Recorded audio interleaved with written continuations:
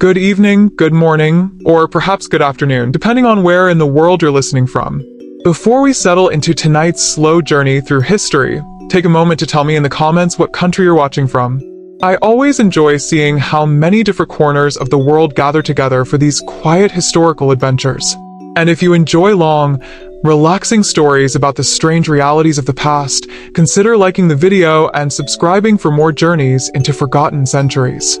Now get comfortable, dim the lights if you can, maybe grab a blanket, because tonight, we're exploring one of the oldest and most surprisingly mysterious questions in human history. Why did humans start wearing clothes? At first, the answer seems obvious: to stay warm. But the deeper historians, anthropologists, archaeologists, and evolutionary scientists investigated the question, the stranger it became. Because the evidence suggests warmth may not have been the first reason at all. And hidden inside that mystery is an uncomfortable truth about our ancestors, one that stretches back hundreds of thousands of years. A truth involving survival, status, embarrassment, power, and perhaps one of the earliest forms of social control ever invented. So as the night grows quiet around us, let's travel back far beyond kingdoms, beyond written language, beyond farming itself, back to a world where nobody owned a shirt, back to a world where clothing did not yet exist. Imagine the Earth roughly 200,000 years ago. Modern humans already existed.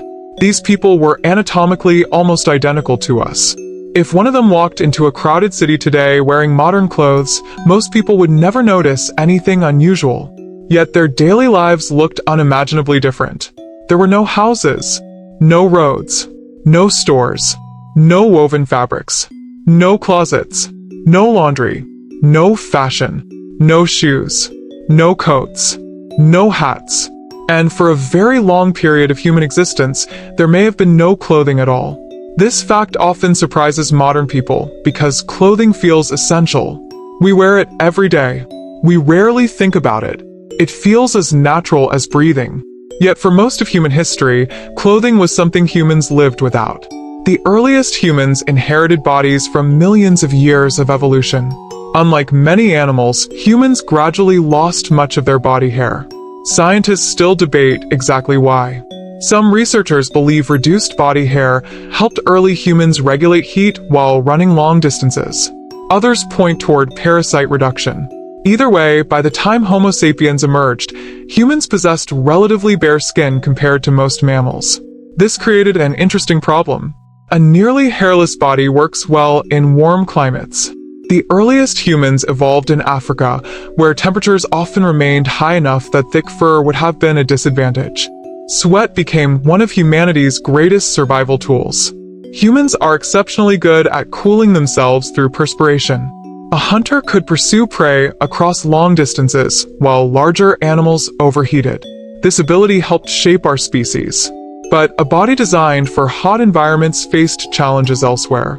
As groups gradually spread into colder regions, survival became more complicated.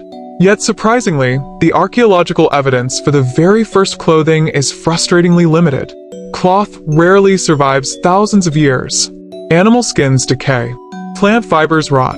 The oldest preserved garments represent only a tiny fraction of clothing history. It's like trying to reconstruct an entire library from a few surviving pages. Because of this problem, researchers had to become creative. One of the strangest clues came from an unexpected source. Lice. Yes, lice. The tiny insects that most people would prefer never to think about.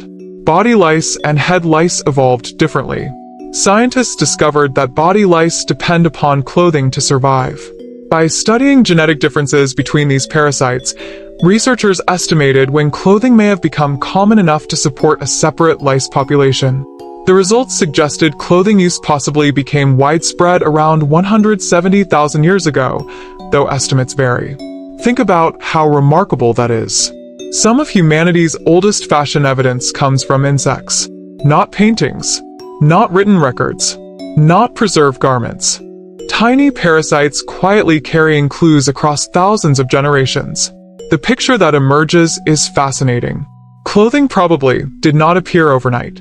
There was no inventor of shirts, No single moment when humans suddenly decided everyone needed pants. Instead, the process likely unfolded gradually. Perhaps an animal hide was draped over shoulders during a cold night. Perhaps another group copied the idea. Maybe a hunter noticed fewer scratches while moving through thorny vegetation. Someone else realized hides could protect skin from wind. Over countless generations, occasional coverings slowly became habitual.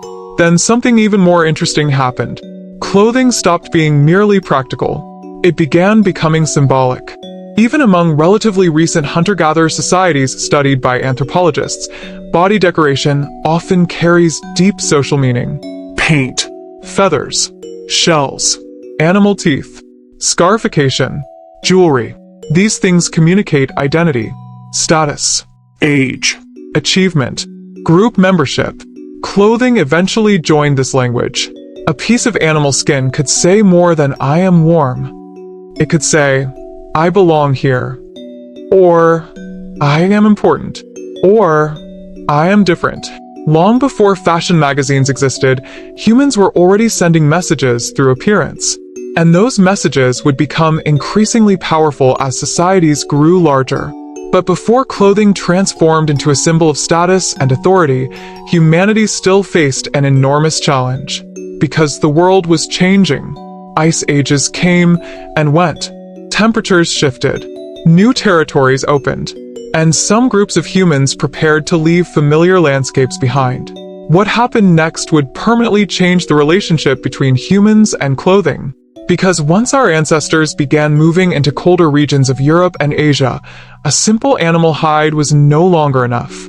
And the solutions they developed would lay the foundations for every coat, dress, uniform, and suit that would eventually follow. As human groups gradually moved farther from the warm regions where our species first evolved, the environment began demanding new solutions. Imagine standing on an open plain during a cold ice age wind. There are no heated buildings, no fireplaces waiting at home, no insulated jackets hanging by the door. The cold is not an inconvenience. It is a constant threat. For early humans entering colder territories across Europe and parts of Asia, survival depended upon adaptation. Archaeologists believe some of these migrations occurred during periods when massive glaciers covered enormous portions of the northern hemisphere. Even regions not buried beneath ice often experience temperatures much lower than those found in the African environments where humans originated. A nearly hairless body suddenly became a serious disadvantage. The same skin that allowed efficient cooling under the African sun could rapidly lose heat in colder climates. Fire helped enormously. Humans had already learned to control fire long before many of these migrations occurred. A campfire provided warmth, light, protection from predators, and a gathering place for social life. But a fire cannot travel with you during a hunt. A fire cannot cover your body during a snowstorm. A fire cannot protect your skin while crossing a frozen landscape. Something else was needed. Animal hides offered one answer. Many Ice Age animals possessed thick fur evolved specifically to survive brutal winters. When humans hunted these animals, their skins became valuable resources. But using animal hides effectively required knowledge and skill. Fresh hides do not immediately resemble clothing. They are heavy, wet, difficult to handle. Without proper treatment, they quickly rot. Early humans had to learn techniques for scraping, stretching, drying, and preserving skins. This process represented a significant technological achievement. It demanded planning, patience, cooperation, and accumulated knowledge passed between generations. The creation of clothing was not simply a matter of draping fur over one's shoulders. It became a craft. Evidence from archaeological sites suggests that humans developed increasingly sophisticated tools for working animal skins. Scrapers made from stone appear across many prehistoric locations. These tools likely played important roles in hide preparation. Then came another remarkable innovation: needles. The earliest sewing needles discovered by archaeologists reveal something important. People were no longer merely wrapping hides around themselves. They were shaping garments, tailoring them, designing coverings that fit specific body parts. This represented a major step forward. A carefully sewn garment traps warm air more effectively than a loose animal skin. It allows greater mobility, better protection, improved comfort. In a harsh environment, these advantages could mean the difference between life and death. Imagine a family gathered near a fire approximately 30,000 years ago. Outside, winter winds sweep across the landscape. Inside the shelter, someone carefully pierces a hide using a bone needle. A strand made from animal sinew passes through the opening. Stitch by stitch, a garment takes shape. The scene may appear simple, yet it reflects thousands of years of accumulated knowledge. Knowledge about animals, weather, materials, tools, and survival itself. Clothing was becoming increasingly sophisticated. At the same time, humans were learning another lesson. Different environments required different solutions. Heavy fur garments worked well in extremely cold regions, but warmer climates demanded lighter coverings. Communities adapted according to local conditions. Some groups used animal skins. Others relied upon plant fibers. Still others combined multiple materials. The history of clothing was never a single story. It was thousands of local stories unfolding simultaneously across the world. Meanwhile, something else was happening. Humans were becoming more socially complex. Groups developed traditions, customs, shared identities, and clothing began reflecting these developments. Even among prehistoric societies, appearance could communicate information. A particular ornament might indicate adulthood. A decoration might signal membership within a specific group. Certain items could mark achievements or social standing. Anthropologists studying traditional societies have repeatedly observed how personal appearance functions as a form of communication. Long before written language became widespread, humans used visual signals to share information. Clothing gradually joined the system. A garment was no longer merely protection against weather. It became part of a social language. And like all languages, people understood its meanings. Consider the emotional power of belonging. Humans are intensely social creatures. For hundreds of thousands of years, survival depended upon cooperation. Being accepted by the group increased one's chances of obtaining food, protection, and support. Being excluded could be disastrous. As a result, humans became highly sensitive to social signals. Clothing could reinforce those signals. Wearing what others wore demonstrated membership. Following accepted customs showed loyalty to the community. Looking different sometimes attracted attention, positive or negative. These social pressures likely encouraged the spread of clothing traditions. People did not merely wear coverings because temperatures demanded it. They increasingly wore them because society expected it. This subtle shift may have transformed human history more than we often realize. At some point, clothing stopped being optional in many communities. It became normal, expected, part of daily life. Children grew up observing adults wear specific garments. They learned these behaviors automatically. The practice passed from one generation to the next. Eventually, few people remembered a time before clothing customs existed. This process occurs frequently throughout history. A practical solution emerges. It becomes tradition. Then tradition becomes culture.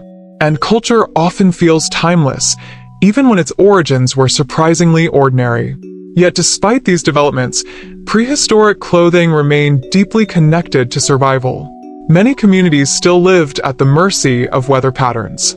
A severe winter could devastate populations.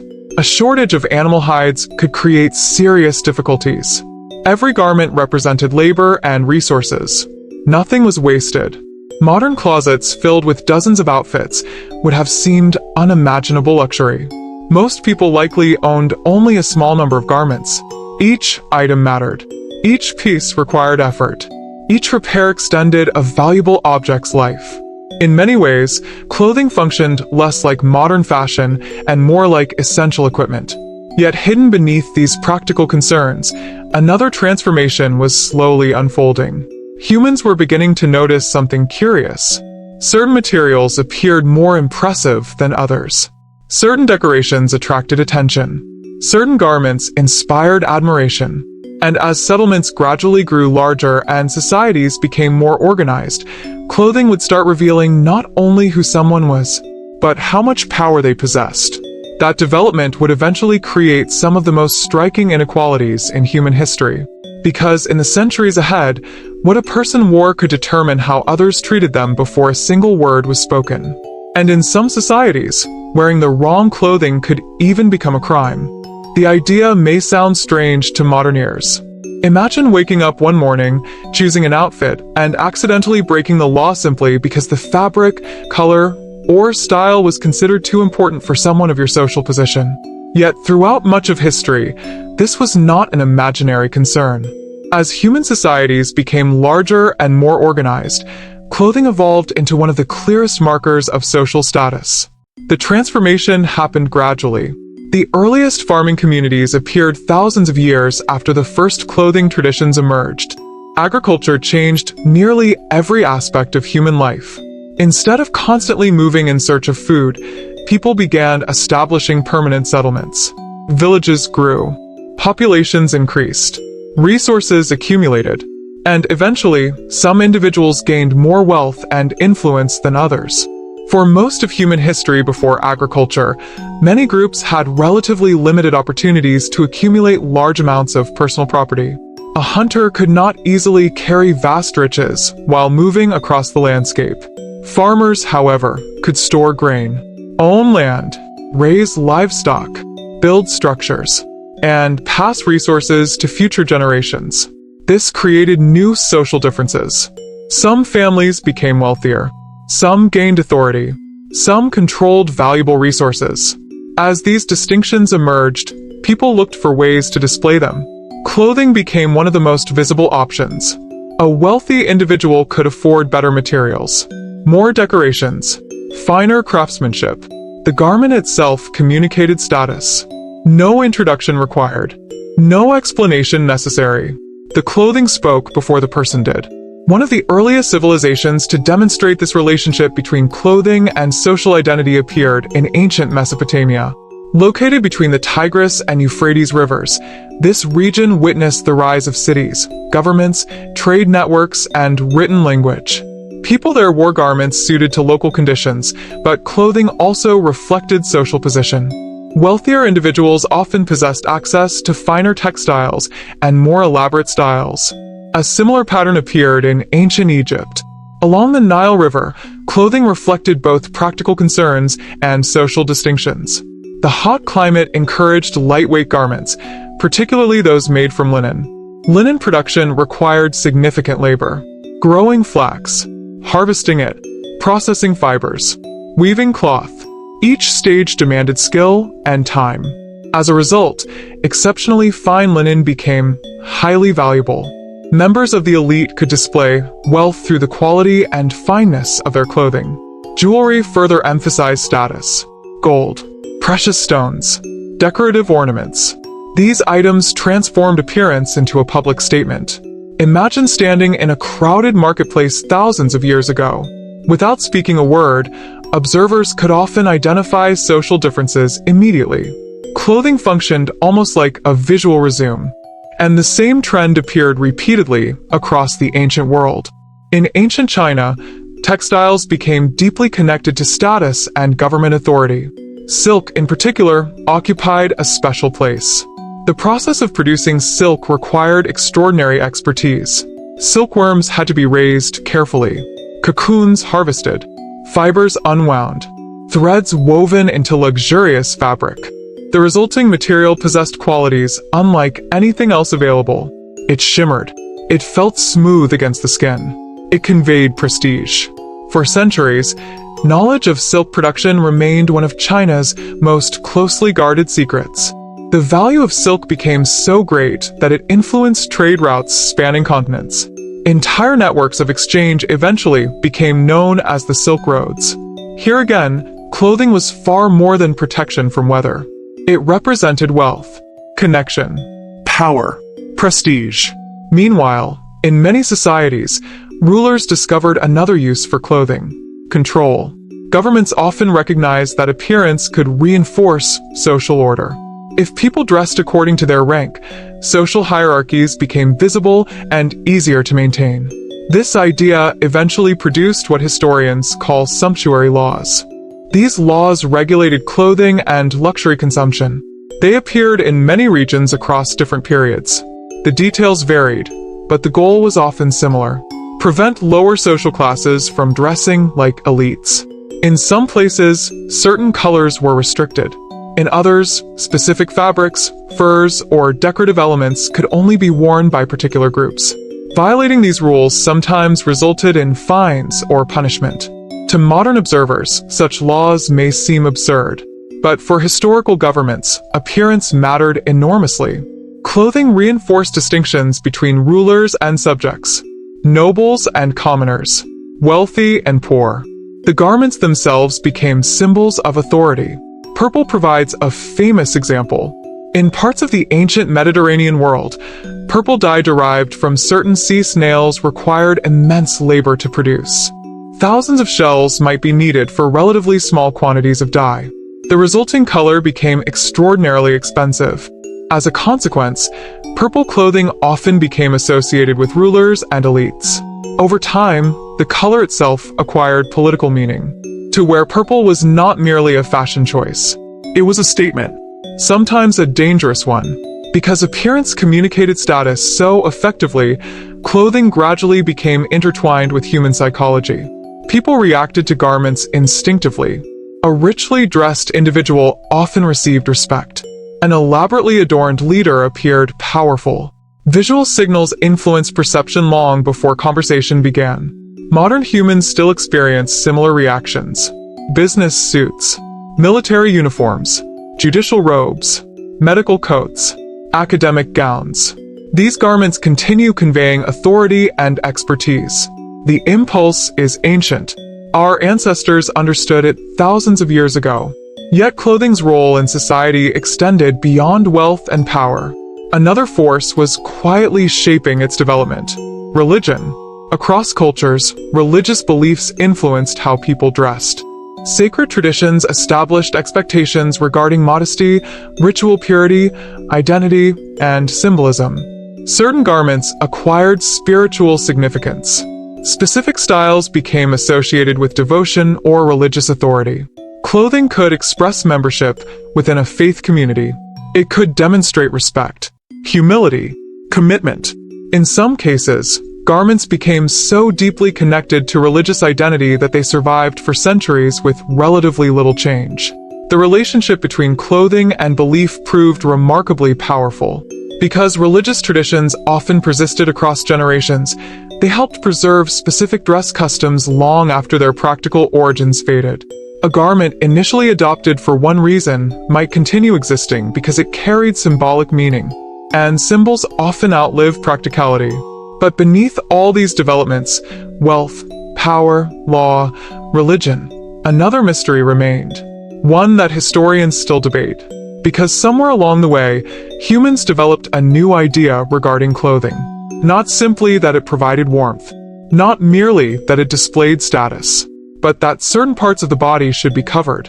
The concept seems obvious today, yet if we travel far enough into the past, it becomes surprisingly difficult to explain. Why did some societies begin associating nudity with shame? When did modesty become important? And why did different cultures develop completely different answers to those questions? The search for those answers leads into one of the most fascinating chapters in the history of clothing. A chapter where biology, culture, religion, and human psychology became deeply entangled, and where some of our strongest modern assumptions may not be nearly as ancient as we often imagine. The idea of modesty feels so familiar to many people today that it can seem timeless. It is easy to assume that humans have always felt the same way about clothing, exposure, and privacy. Yet when historians and anthropologists examine societies across different periods and regions, a much more complicated picture appears. What one culture considered perfectly normal, another might consider shocking. What seemed modest in one era could appear unusual in another. And what many modern people view as obvious often turns out to be surprisingly recent. To understand this, imagine traveling through thousands of years of human history. You would encounter societies with dramatically different attitudes toward the human body. In some places, extensive clothing was expected. In others, very little clothing was worn, especially in warmer climates. Neither approach was automatically viewed as strange by the people living there. It was simply normal. And normality is one of the most powerful forces in human behavior. Anthropologists studying traditional societies discovered that ideas about modesty vary enormously. There is no single universal standard. Instead, cultural expectations shape what people consider appropriate. A person raised within one tradition often feels that tradition is natural. Someone raised elsewhere may feel exactly the same about a completely different set of rules. This does not mean modesty is imaginary. Rather, it means that modesty is heavily influenced by culture. Human beings learn these expectations from the communities around them. Children observe adults. They absorb customs. They imitate behaviors. Over time, those practices become deeply embedded. The result is that cultural rules can feel as instinctive as biological ones. Yet historians believe that practical concerns likely played important roles long before many formal modesty traditions emerged. Clothing protected skin, prevented injuries, reduced exposure to weather, shielded people from insects. These benefits existed regardless of cultural beliefs. But as clothing became increasingly common, social meanings accumulated around it. Covering the body gradually became associated with proper behavior in many societies. Then religion often reinforced those expectations. Religious traditions across the world developed teachings concerning dress, appearance, and bodily presentation. The details differed significantly. Some emphasized humility. Others focused on ritual purity. Some encouraged simplicity. Others reserved elaborate garments for ceremonies. In each case, clothing became linked to moral and spiritual ideas. Once this connection formed, dress could carry tremendous symbolic weight. A garment no longer represented only fabric. It represented values, identity, belief, community. This process can be observed in many ancient civilizations. In Mesopotamia, Egypt, Greece, Rome, India, China, and countless other societies, clothing reflected both practical needs and cultural expectations. As generations passed, people inherited traditions without necessarily remembering their original purposes. A style that began as protection from climate might survive because it became culturally important. Humans are remarkably good at preserving customs.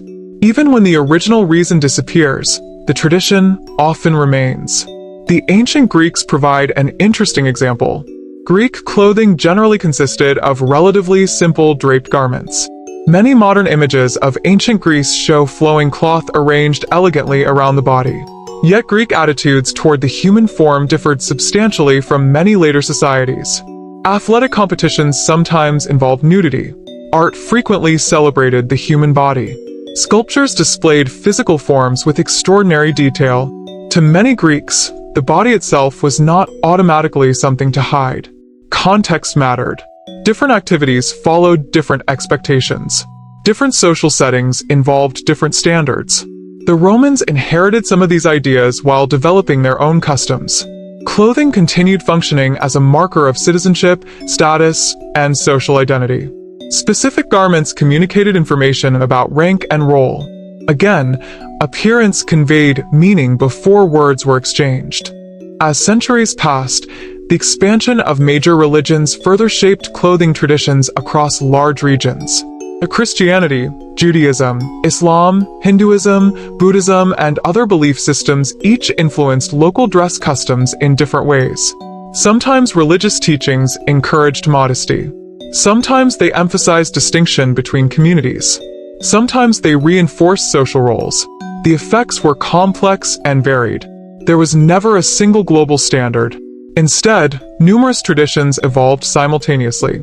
One fascinating reality often overlooked in modern discussions is how much climate influenced clothing throughout history. A heavy garment practical in Northern Europe could be uncomfortable in tropical regions. A style suited to deserts might fail in wet environments. Human communities constantly balanced cultural expectations against environmental realities. The result was extraordinary diversity. Travelers moving between regions frequently encountered unfamiliar clothing customs. Historical accounts reveal moments of surprise, confusion, admiration, and sometimes judgment. People often assumed their own traditions were normal, and others were unusual. That tendency remains common today. Yet despite these differences, one pattern appears repeatedly throughout history. As societies grew larger and more organized, clothing became increasingly connected to social order. Rules emerged, expectations developed. People learned what was considered appropriate. Conformity often brought acceptance. Deviation sometimes attracted attention. This dynamic affected nearly everyone, from farmers to rulers, from merchants to priests, from soldiers to craftsmen. Clothing helped structure social life. And nowhere was this more visible than during the rise of powerful kingdoms and empires throughout the medieval world.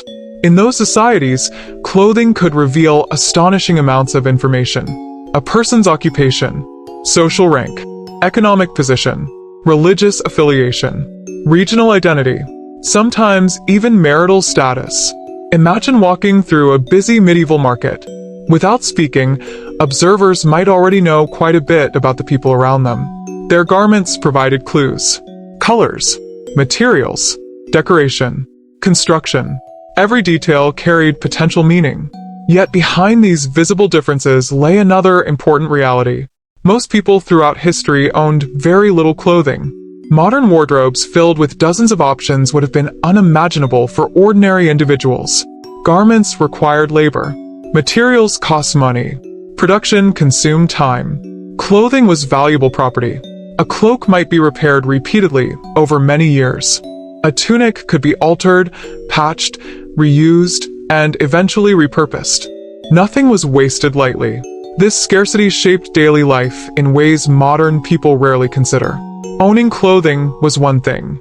Maintaining it was another challenge entirely.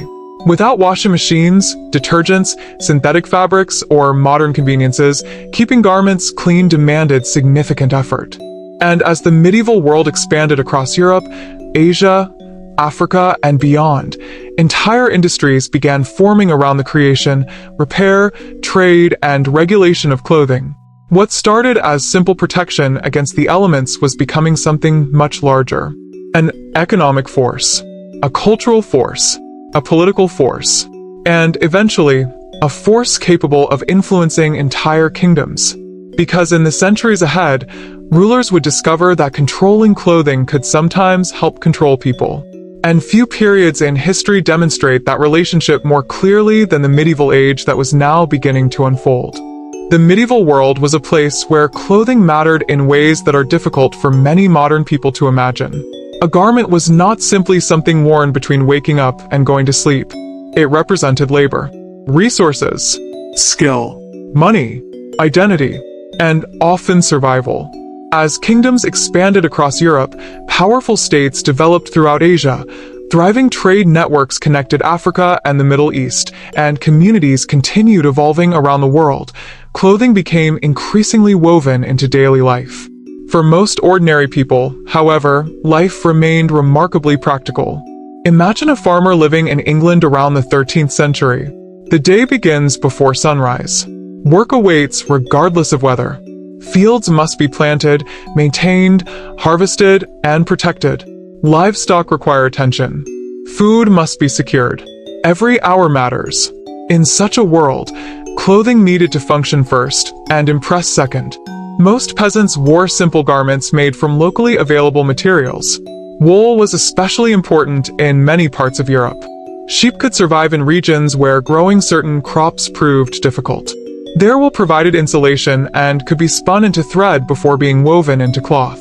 The process required enormous effort. Animals had to be cared for, wool had to be sheared, fibers cleaned, thread spun, fabric woven, then garments cut and sewn. By the time a simple piece of clothing reached its owner, countless hours of labor had already been invested. This reality helps explain why clothing was so valuable. Today, replacing a shirt might involve a short trip to a store or a quick online purchase. In medieval society, replacing a garment could represent a significant expense. People repaired clothing constantly. Patches were common. Fabric scraps found new uses. Older garments might be handed down through generations. Children often wore altered versions of adult clothing. Nothing was casually discarded. Even worn-out fabric retained value. Meanwhile, across towns and cities, specialized craftsmen emerged. Tailors, weavers, dyers, fullers. Each profession contributed to the production of clothing. Guilds formed to regulate quality and protect trade secrets. Apprentices spent years learning skills. Master craftsmen developed reputations based on their work. Clothing production became an important part of local economies. And as trade expanded, new materials began traveling astonishing distances. Imagine a merchant arriving in a European city carrying goods from lands hundreds or even thousands of miles away. Silks from Asia, fine textiles from the Islamic world, dyes from distant regions, exotic materials rarely seen by ordinary people. Such goods attracted attention immediately. They represented wealth not only because of their beauty, but because of the vast networks required to obtain them. Every mile added value. Every intermediary increased cost. Every successful journey carried a story of risk and effort. The medieval period witnessed the growth of some of the most remarkable trade routes in history. Merchants crossed deserts, navigated dangerous seas, traversed mountain passes, faced storms, bandits, disease, and political instability. Yet they continued moving goods across continents. Among the most valuable of those goods were textiles. Fine cloth could function almost like currency. It stored value, displayed status, and traveled relatively easily compared to many other luxury items. At royal courts, clothing became increasingly elaborate. Kings, queens, nobles, and wealthy officials understood the power of appearance. A ruler's clothing could communicate authority before a single command was spoken. Luxurious fabrics, rare colors, embroidery, jewels, and intricate construction all contributed to an image of prestige. The visual spectacle mattered. Political power often depended upon perception. If subjects viewed their ruler as powerful, legitimacy became easier to maintain. Clothing played a role in creating that impression. Consider a medieval coronation. Observers gather to witness a new ruler assume authority. Every detail is carefully chosen. Robes, crowns, symbols, colors, ceremonies. Nothing is accidental. The clothing itself becomes part of the performance of power. And performance, historians often note, is a surprisingly important aspect of government. People respond to symbols. Always have. Yet while elites displayed wealth through clothing, governments sometimes worried about how much imitation might occur. This concern contributed to the continuation of sumptuary laws. Throughout various medieval societies, authorities attempted to regulate who could wear specific materials, colors, or decorations. The reasons varied. Sometimes leaders wanted to preserve visible social distinctions. Sometimes they feared excessive spending. Sometimes they sought to reinforce existing hierarchies. Regardless of motivation, the message remained clear. Clothing carried social significance. Too much significance, in fact, to be left entirely unrestricted. Interestingly, these laws often reveal what people desired. If governments repeatedly prohibited commoners from wearing luxurious items, it suggests that some commoners wanted those items. Fashion was already influencing behavior. People admired prestige. They wanted access to symbols of success. Human nature had not changed much. At the same time, religion continued shaping dress across much of the medieval world. Religious institutions possessed enormous influence. Monks, priests, scholars, and other religious figures often wore distinctive garments. These clothes communicated their roles immediately. Certain colors became associated with particular traditions. Specific garments carried symbolic meaning. Religious clothing helped create recognizable identities within communities. Yet religious influence extended beyond clergy.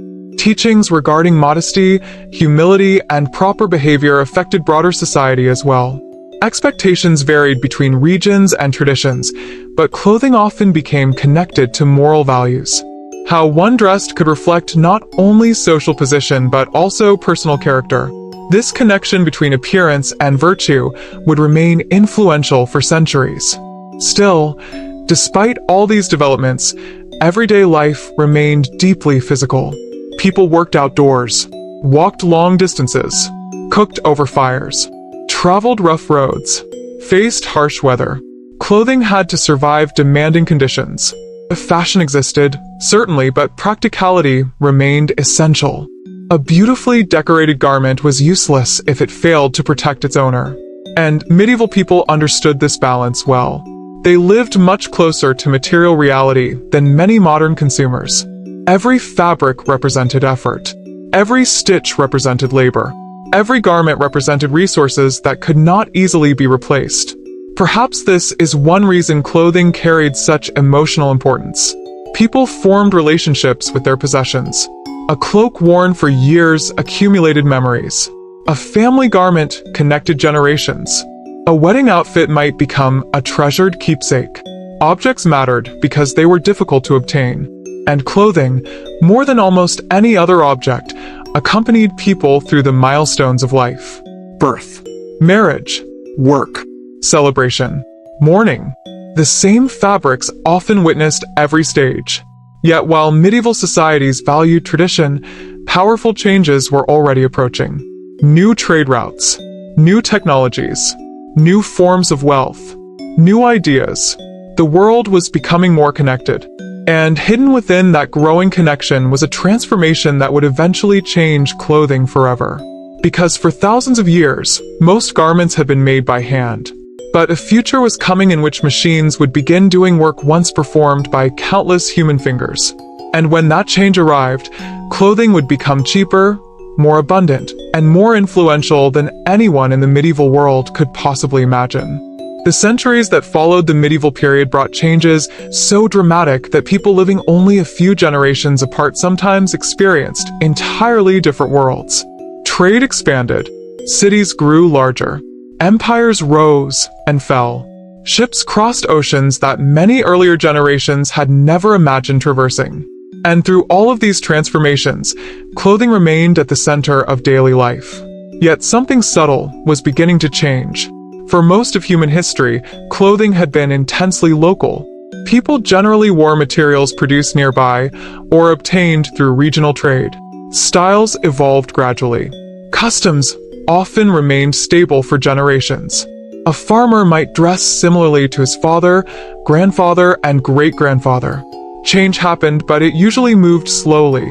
The early modern period began accelerating that pace. New maritime routes connected continents on an unprecedented scale. European ships reached the Americas. Trade expanded throughout Africa. Connections with Asia intensified. Goods moved farther than ever before. Along with spices, metals, crops, and ideas came textiles, dyes, techniques, and fashions. Suddenly, a garment in one part of the world could influence styles thousands of miles away. This growing interconnectedness reshaped clothing history. Consider cotton. Humans had used cotton for thousands of years in various regions, but expanding trade networks dramatically increased its importance. Cotton offered advantages that many people appreciated.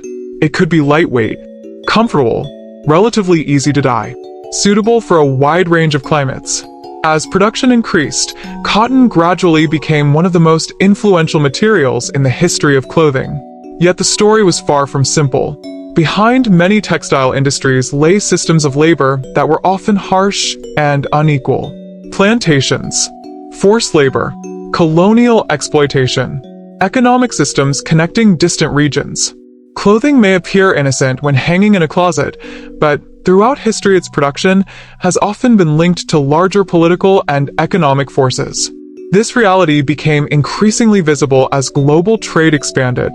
A person purchasing fabric in London might have little knowledge of where raw materials originated. Someone wearing fine cloth in another region might never see the workers who produced it. Supply chains were becoming longer and more complex. In some ways, this sounds surprisingly familiar today. Even modern consumers often know little about the journey their clothing takes before reaching them. The roots of that phenomenon stretch back centuries. Meanwhile, fashion itself was becoming increasingly influential among elites. Royal courts competed through displays of wealth and sophistication. Nobles adopted new styles. Tailors experimented with designs. Decorative elements multiplied. Clothing became more elaborate in many settings. Portrait paintings from the period reveal astonishing attention to appearance. Rich fabrics, detailed embroidery, layered garments, intricate accessories. Every element communicated status. In a world where photographs did not exist, portraits helped project an image of wealth and importance. Clothing played a central role in that image. Yet fashion's growing influence created a fascinating tension. People wanted individuality. They wanted distinction. They wanted to stand out. But they also wanted acceptance. They wanted to belong. These competing desires continue shaping fashion today. Humans often seek a balance between uniqueness and conformity. Too much similarity can feel limiting. Too much difference can feel risky. Clothing became one of the primary tools for navigating that balance. At the same time, governments continued paying attention. Some authorities worried that luxury spending drained resources. Others feared that blurred class distinctions could weaken social order. Sumptuary laws persisted in various forms, though enforcement often proved difficult. Fashion has always displayed a remarkable ability to escape regulation. People find creative ways to express themselves. New trends emerge. Old rules become harder to maintain. Over time, many restrictions lost effectiveness. The desire for beautiful clothing proved remarkably persistent. Another important development involved technology. Improvements in spinning, weaving, and dyeing gradually increased production capacity. Skilled artisans remained essential, but innovation was accelerating. Inventors searched for ways to produce textiles more efficiently. Merchants sought larger profits. Consumers wanted greater availability. These pressures encouraged experimentation. Few people at the time could have predicted where this process would lead. Imagine a textile worker in the 17th century. The work is demanding. Hours are long. Production depends heavily upon human labor. Every thread requires effort. Every yard of fabric consumes time. The worker might assume that such conditions are simply part of life. Yet within a relatively short historical period, machines would begin transforming the entire system. The Industrial Revolution did not appear overnight. It emerged through a series of inventions and improvements. But once momentum built, the effects became extraordinary. Mechanized spinning increased output dramatically. Power-driven looms accelerated weaving. Factories concentrated production. Costs gradually declined. Availability expanded. Clothing began moving toward something humanity had never experienced before: mass production. For thousands of years, garments had been relatively scarce. Suddenly, abundance became possible. The consequences reached far beyond economics. More affordable clothing meant more people could own multiple garments. Fashion trends spread faster. Social expectations evolved. Consumption increased. Entire industries expanded around the production and sale of clothing. Yet this transformation carried costs.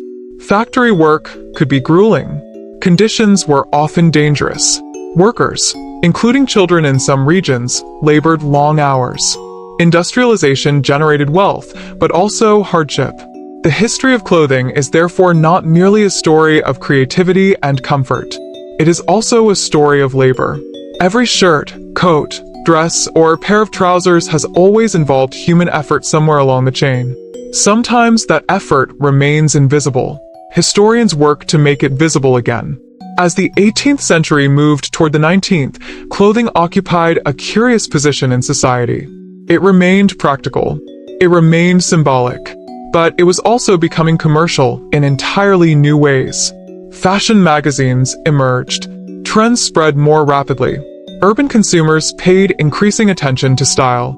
The idea of regularly changing fashions gained strength. What had once evolved gradually now began shifting season by season in certain circles. This represented a major departure from much of earlier history. And yet, beneath all these changes, the oldest questions still lingered. Why do humans care so much about appearance? Why does clothing carry such emotional power? Why do garments communicate identity so effectively? The answers lie partly in economics, partly in culture, partly in psychology. But the next great chapter in clothing history would reveal just how powerful those forces could become. Because once factories started producing clothing on a massive scale, something unprecedented happened. For the first time, ordinary people gained access to choices that previous generations could scarcely imagine. And with those choices came entirely new ideas about self-expression, social mobility, and personal identity. As the Industrial Revolution gathered momentum during the 18th and 19th centuries, clothing entered a new phase unlike anything humanity had experienced before. For countless generations, obtaining garments had required significant effort. Most people owned relatively few items. Repairs were expected. Fabric was valuable. Nothing was wasted casually. Now the situation was beginning to change. Factories could produce textiles at unprecedented speeds. Machines spun thread faster than human hands. Power looms generated cloth in quantities that earlier weavers could scarcely imagine. The result was not merely more clothing. It was a completely different relationship between people and clothing. Imagine entering a marketplace before industrialization. Choices might be limited. Garments were often made locally. Styles changed slowly. Many purchases represented major investments. Now imagine entering a growing industrial city during the 19th century. Shops displayed increasing varieties of fabrics and ready-made goods. Consumers encountered options that would have astonished their grandparents. The very idea of choice was expanding. And with choice came new possibilities. For the first time in history, large numbers of ordinary people could participate more actively in fashion. Previously, elaborate changes in style were often confined to elites with significant resources. Now trends spread more broadly. Middle-class consumers began paying greater attention to appearance. Clothing became a way not only to reflect one's position, but also to shape how others perceived it. This was an important psychological shift. For centuries, clothing had primarily signaled status already possessed. Increasingly, it could also suggest aspirations. A carefully chosen outfit might help communicate professionalism, respectability, success, ambition. People understood that appearance influenced opportunity. Employers noticed it. Customers noticed it. Neighbors noticed it. The human tendency to judge quickly based on visual information remained as strong as ever. Meanwhile, cities themselves were changing. Urban populations grew rapidly. Factories attracted workers from rural regions. Crowded streets brought strangers into constant contact. Unlike small villages, where everyone knew one another, cities often required quick assessments. Clothing became a useful shortcut. People used it to interpret social cues. Occupation, class, income, education. Although such judgments were not always accurate, they remained common. In many ways, modern assumptions about professional dress began taking shape during this period. Certain garments became associated with specific roles. Businessmen wore recognizable styles. Workers wore others. Military uniforms expanded. Police uniforms became more standardized. Professional identities increasingly developed visual components. Clothing communicated information efficiently. The 19th century also witnessed remarkable advances in transportation. Railroads connected distant regions. Steamships accelerated travel. Goods moved faster than ever before. Fashion information traveled alongside them. A trend emerging in one city could spread across countries much more rapidly than in earlier centuries. Magazines helped accelerate this process. Illustrations showcased new styles. Readers examined garments worn by fashionable individuals. Ideas circulated. Imitation followed. The concept of fashion as an ever-changing cycle gained strength. Yet beneath this growing world of consumer choice existed profound inequalities. Factories produced affordable clothing, but many workers responsible for that production endured difficult conditions. Long hours, dangerous machinery, low wages, poor ventilation. Industrial progress often arrived unevenly. Consumers benefited from cheaper goods, while workers sometimes paid significant costs. Historians frequently emphasize this dual reality. Industrialization improved access to clothing for millions. At the same time, it created new social challenges. The story is neither entirely positive nor entirely negative. Like much of history, it is complicated. And perhaps nowhere was that complexity more visible than in the lives of women. Clothing expectations for women during the 19th century often reflected broader social attitudes. Fashion could be beautiful. It could also be restrictive. Corsets provide one famous example. Modern discussions sometimes exaggerate or oversimplify their history, but there is no question that certain fashionable garments prioritized appearance over comfort. In many societies, clothing helped reinforce ideas about gender roles. How people dressed influenced how they were expected to behave. Fashion became intertwined with social expectations. Men experienced their own forms of pressure as well. Professional appearance carried increasing importance. Respectable dress often signaled reliability and competence. The modern business suit, for example, traces part of its history to these evolving ideas about professionalism and social presentation. As the 19th century progressed, another interesting phenomenon emerged: department stores. These enormous retail spaces transformed shopping itself. Consumers could browse large selections under one roof. Displays encouraged desire. Advertising attracted attention. Shopping gradually evolved into a cultural activity rather than a purely practical necessity. The relationship between people and clothing became more emotional. People purchased garments not only because they needed them, but because they wanted them. That distinction mattered. For most of human history, clothing needs dominated decisions. Now, personal preference played a growing role. Fashion industries learned to capitalize on this shift. Advertisements suggested that new clothing could improve one's life, increase attractiveness, enhance status, reflect personality. Many of these messages remain familiar today. The roots stretch deep into the 19th century. Photography further accelerated change. For the first time, large numbers of people could see realistic images of others.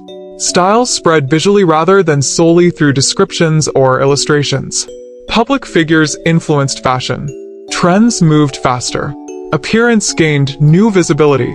Yet, even as clothing became increasingly commercialized, its older functions remained intact.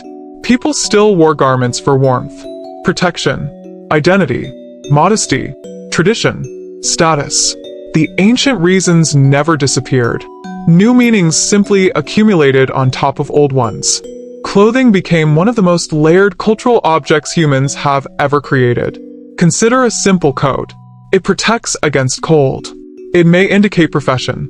It may reflect personal taste. It may signal wealth.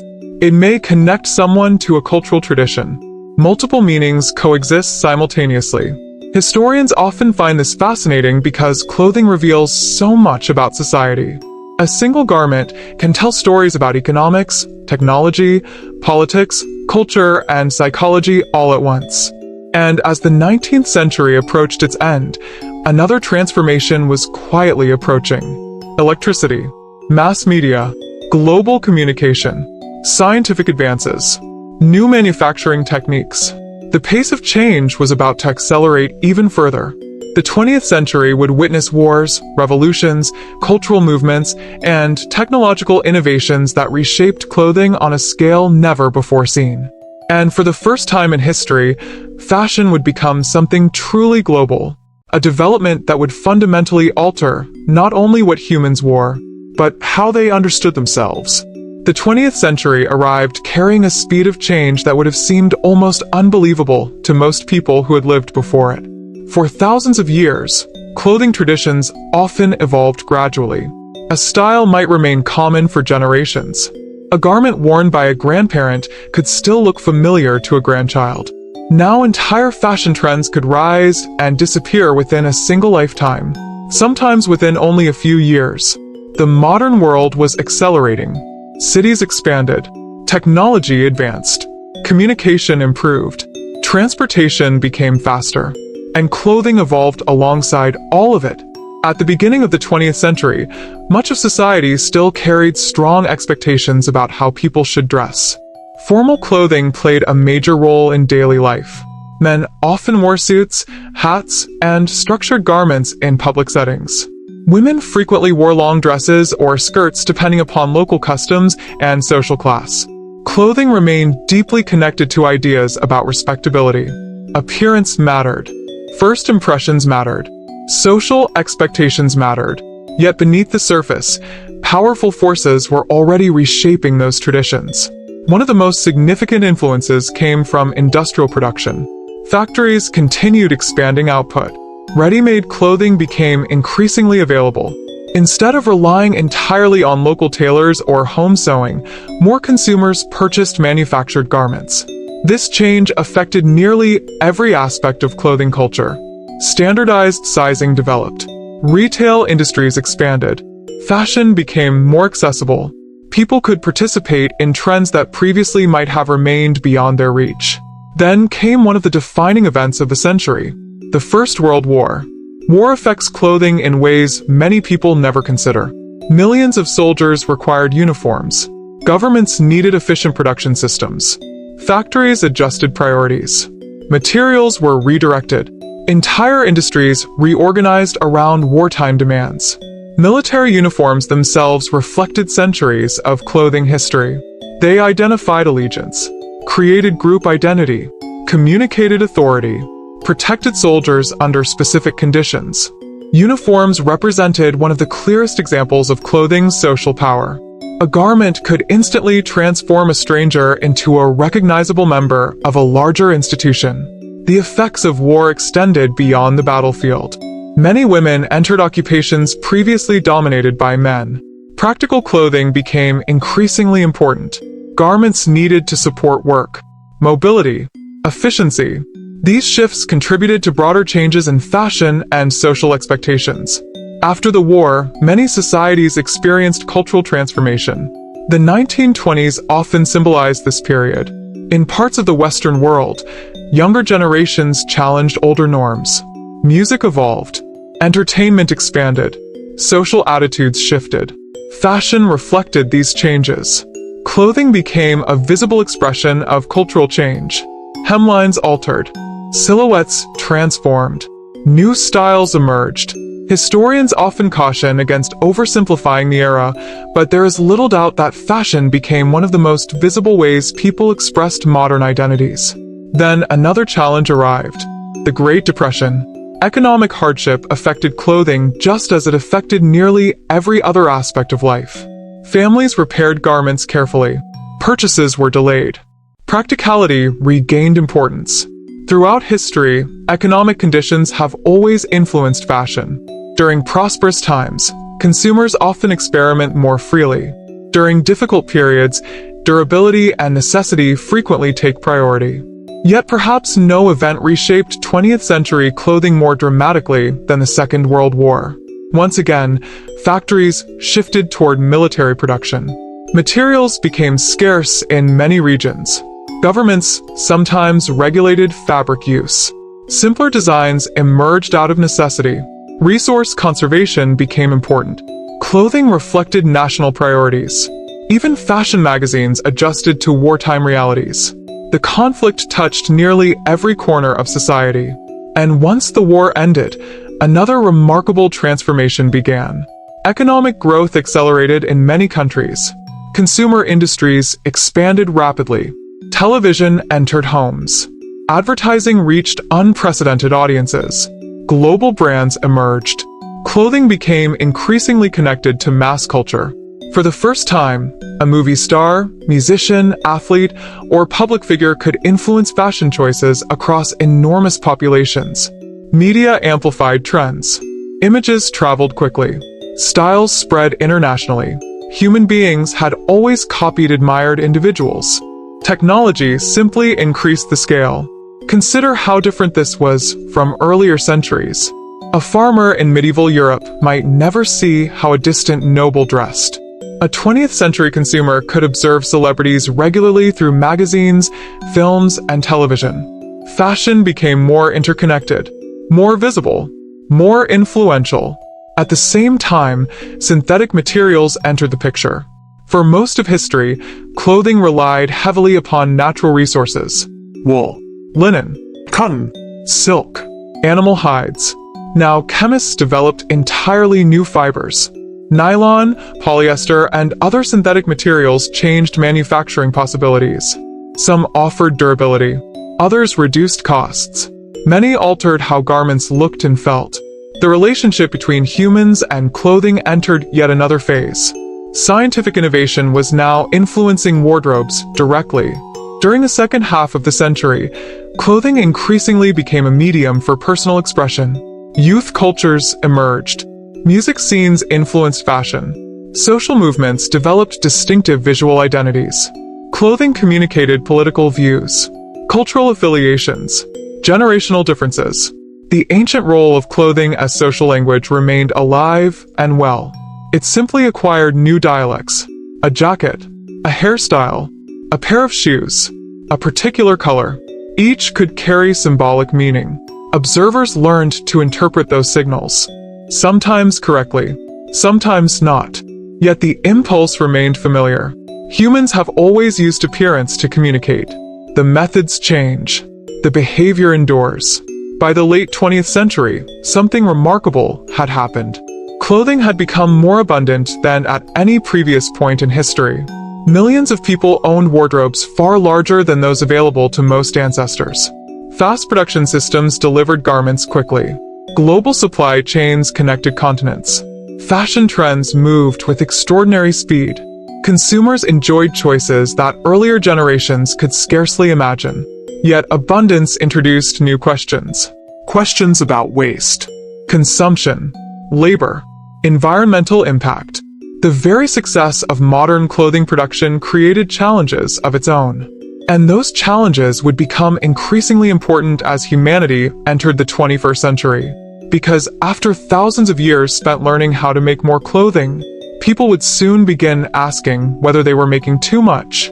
By the time the 21st century arrived, humanity had reached a situation unlike anything seen before in the long history of clothing. For hundreds of thousands of years, garments had been precious. For thousands of years, clothing had required immense labor.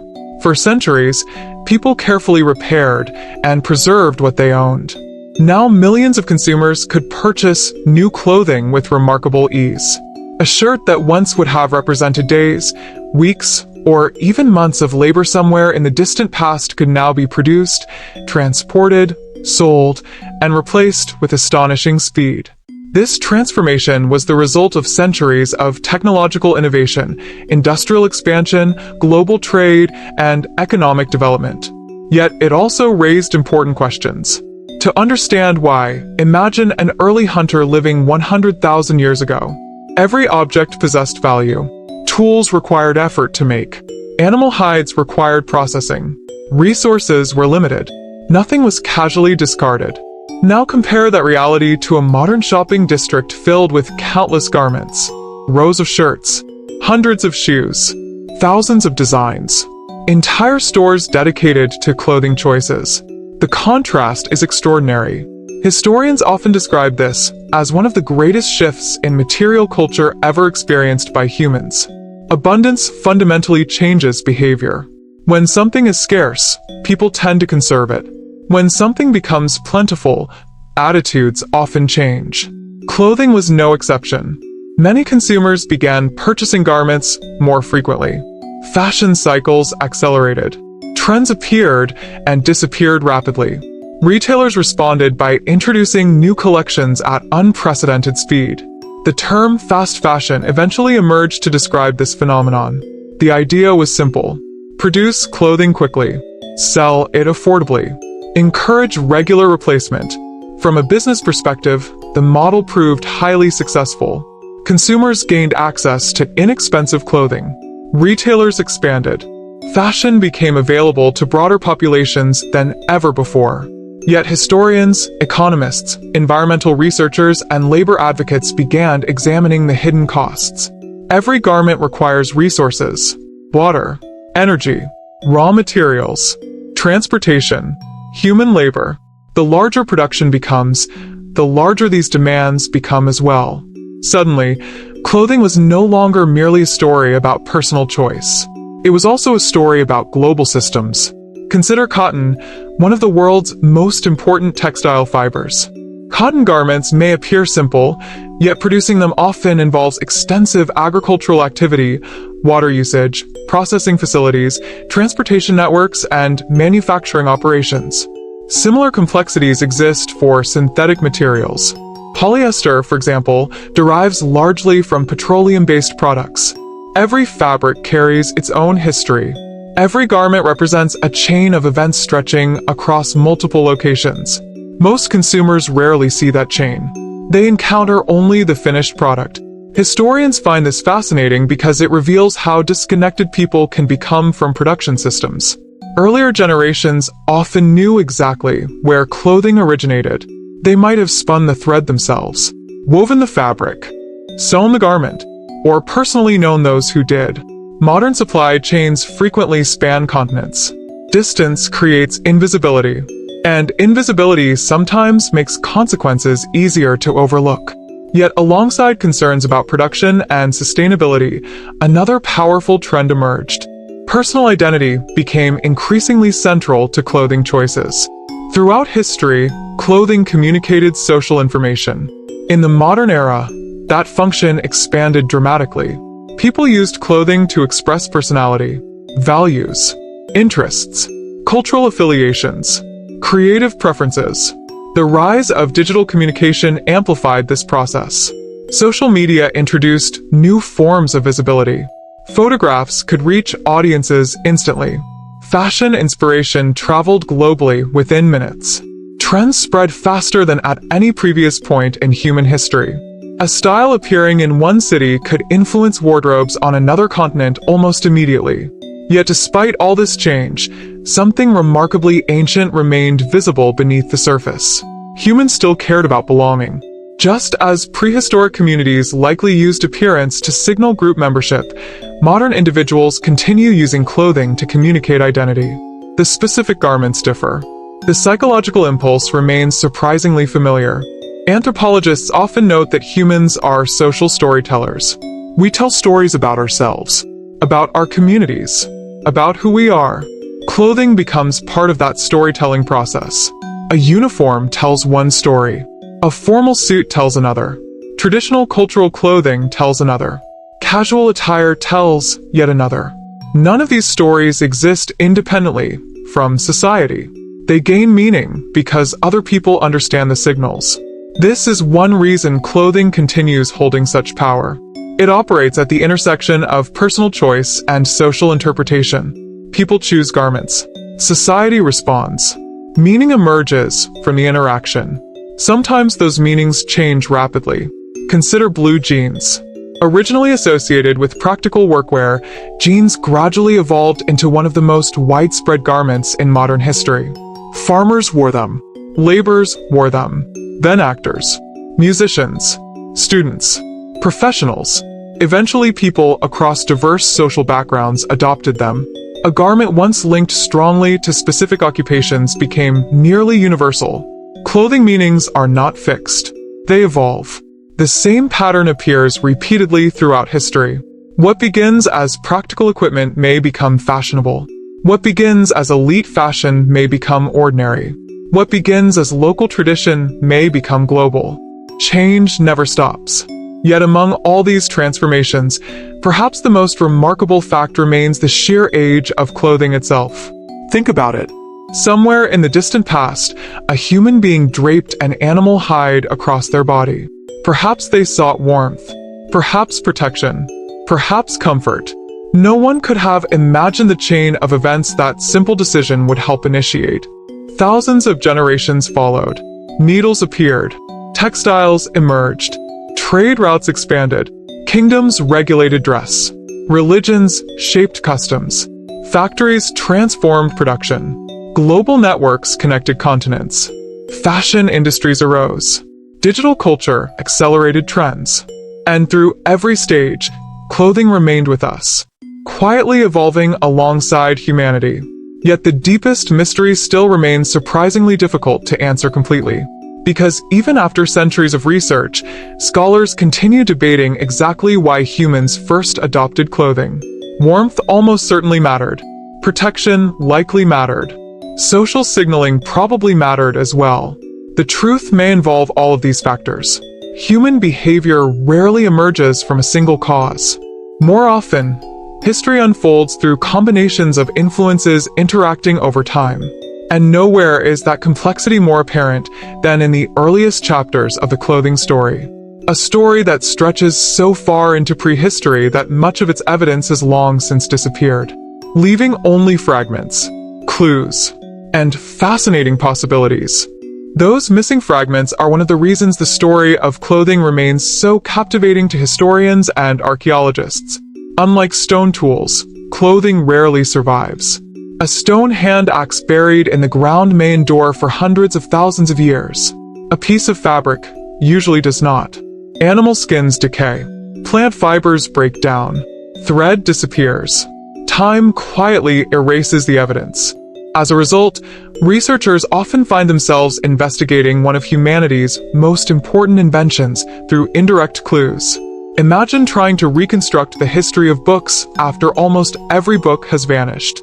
You might discover a bookmark, a shelf, a fragment of paper, a note mentioning a title.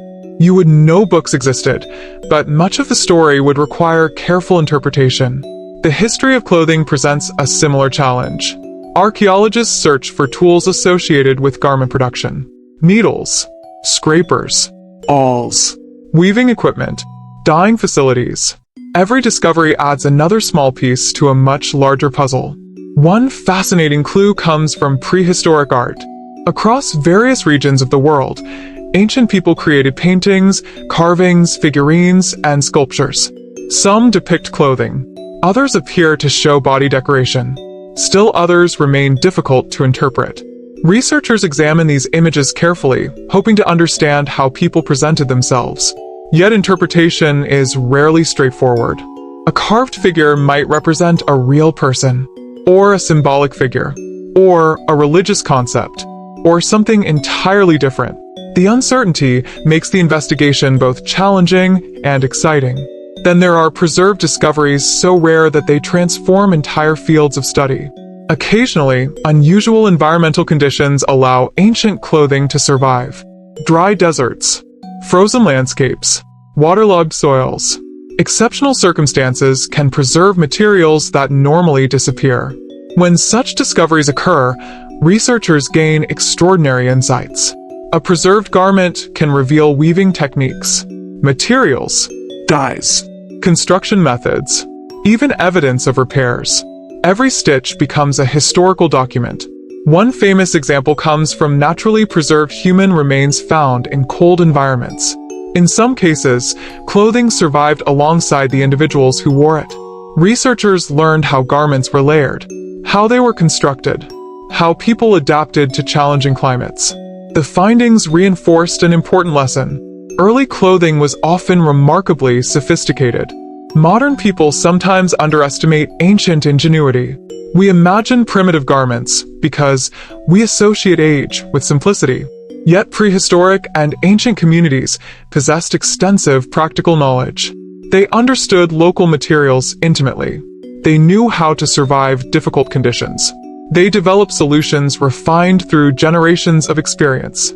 A well-made prehistoric garment represented accumulated wisdom, not ignorance, not crudity, but expertise.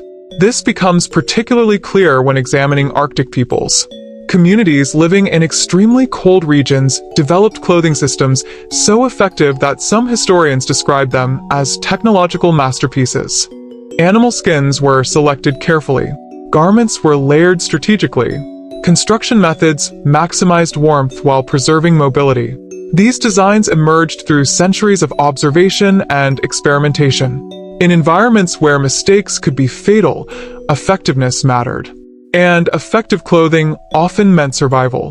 The deeper researchers look into clothing history, the more they discover that garments represent knowledge. Knowledge about climate, materials, animals, plants, craftsmanship, trade, culture. Every garment embodies information. A woven textile contains lessons passed through generations. A tailored coat reflects technical skill. A traditional garment may preserve centuries of cultural memory. This is one reason museums devote significant attention to historical clothing. At first glance, an old garment may seem less dramatic than a sword, crown, or monument. Yet clothing often reveals details that grand objects cannot. It tells us about everyday life, about ordinary people, about routines and realities. Kings appear in history books, but clothing helps reveal the lives of everyone else. What did people wear while working? Traveling? Sleeping? Celebrating? Mourning? These questions matter because most human history belongs not to rulers but to ordinary individuals. And clothing accompanied them through every stage of life. Birth, childhood, adulthood, old age, marriage ceremonies, religious events, daily labor. The simple act of getting dressed connects us with countless generations. In many ways, it is one of the most continuous human experiences. Yet despite this continuity, ideas about clothing continue evolving. Consider how rapidly attitudes can change. A style considered fashionable in one decade may seem outdated in the next. What appears formal today might appear casual in the future. Cultural expectations shift. Meanings change. The process never stops. Historians often emphasize that clothing is not merely something people wear. It is something people interpret. A garment acquires meaning because society assigns meaning to it. This explains why the same item can communicate different messages in different times and places. A color associated with mourning in one culture may symbolize celebration in another. A garment linked to authority in one era may become ordinary in another. Meanings travel through history just as garments do. Another fascinating aspect of clothing involves memory. Humans attach memories to garments in powerful ways. A wedding dress, a military uniform, a favorite jacket, a family heirloom. These objects often outlast the moments they represent. They become physical connections to the past. Historians sometimes encounter letters describing treasure garments passed between generations. Such items carried emotional significance beyond their practical value. The fabric itself became a vessel for memory. Perhaps this tendency stretches deep into human history. We cannot know for certain, but it is easy to imagine ancient people valuing clothing for reasons beyond simple utility. A carefully crafted garment required effort, time, skill. It may have represented relationships, family bonds, community identity. Human emotions rarely separate neatly from material objects. They become intertwined. And clothing, worn directly against the body, occupies a particularly intimate place in that relationship. Yet for all the meanings humans have attached to clothing over the centuries, the oldest reason likely remains among the most important. Survival. Long before fashion houses, long before royal courts, long before advertisements and shopping centers, humans faced wind, rain, cold, heat, sunlight, insects, rough terrain. Clothing helped meet those challenges. The later meanings emerged gradually, layer by layer, century by century, generation by generation. And as we move deeper into the story, another surprising question begins to emerge. If clothing became so important, why did different societies develop such dramatically different ideas about what people should wear? The answer lies in one of the most fascinating forces in history: geography. Because the land itself, the deserts, forests, mountains, rivers, grasslands, and coastlines of the world, quietly shaped clothing traditions in ways that still influence us today. Geography may be one of the most powerful influences on clothing that most people rarely think about. When we open a closet today, it is easy to forget how deeply human clothing traditions were shaped by the landscapes where people lived. For most of history, communities could not simply order materials from distant places with a few clicks or purchase garments imported from across the world. People worked with what their environment provided. And because environments differ dramatically, clothing traditions evolved in remarkably different ways. Imagine standing in a vast desert thousands of years ago. The sun is relentless. Shade is limited. Water is precious. In such a setting, clothing serves purposes that may seem surprising to modern observers. Many people assume hot climates naturally encourage minimal clothing. Sometimes that is true. Yet desert populations often developed garments that covered large portions of the body. The goal was not warmth. It was protection. Loose clothing could shield skin from intense sunlight. It could reduce exposure to blowing sand. It could help create cooling airflow around the body. What appears heavy to an outsider may actually represent generations of environmental adaptation. Now, imagine traveling far north. The challenge changes completely. The danger is no longer excessive heat, but deadly cold. Survival depends upon insulation. Layers become essential. Materials matter enormously. Animal furs, carefully constructed garments, and sophisticated clothing systems emerge. Communities learn through experience which materials perform best. Mistakes carry consequences. Knowledge accumulates. Generation after generation refine solutions. The resulting garments reflect environmental realities. Move again, this time into tropical rainforests. Heat remains present, but humidity introduces new challenges. Frequent rainfall affects clothing choices. Materials must perform differently. Construction methods adapt. The environment shapes possibilities. Across mountains, coastlines, grasslands, islands, and river valleys, similar processes unfold. Human creativity responds to local conditions.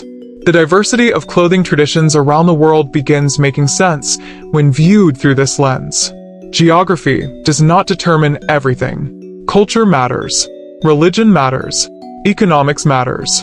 But the physical environment provides an important foundation. Historians often describe clothing as a conversation between people and place. The land presents challenges. Humans respond. Over time, traditions emerge. One of the most fascinating examples involves materials themselves. Before global trade became widespread, communities relied heavily upon local resources. Sheep supported wool production in many regions. Flax provided linen. Cotton flourished in suitable climates. Silk emerged through specialized knowledge. Animal hides remained important in numerous environments. Each material possessed advantages and limitations.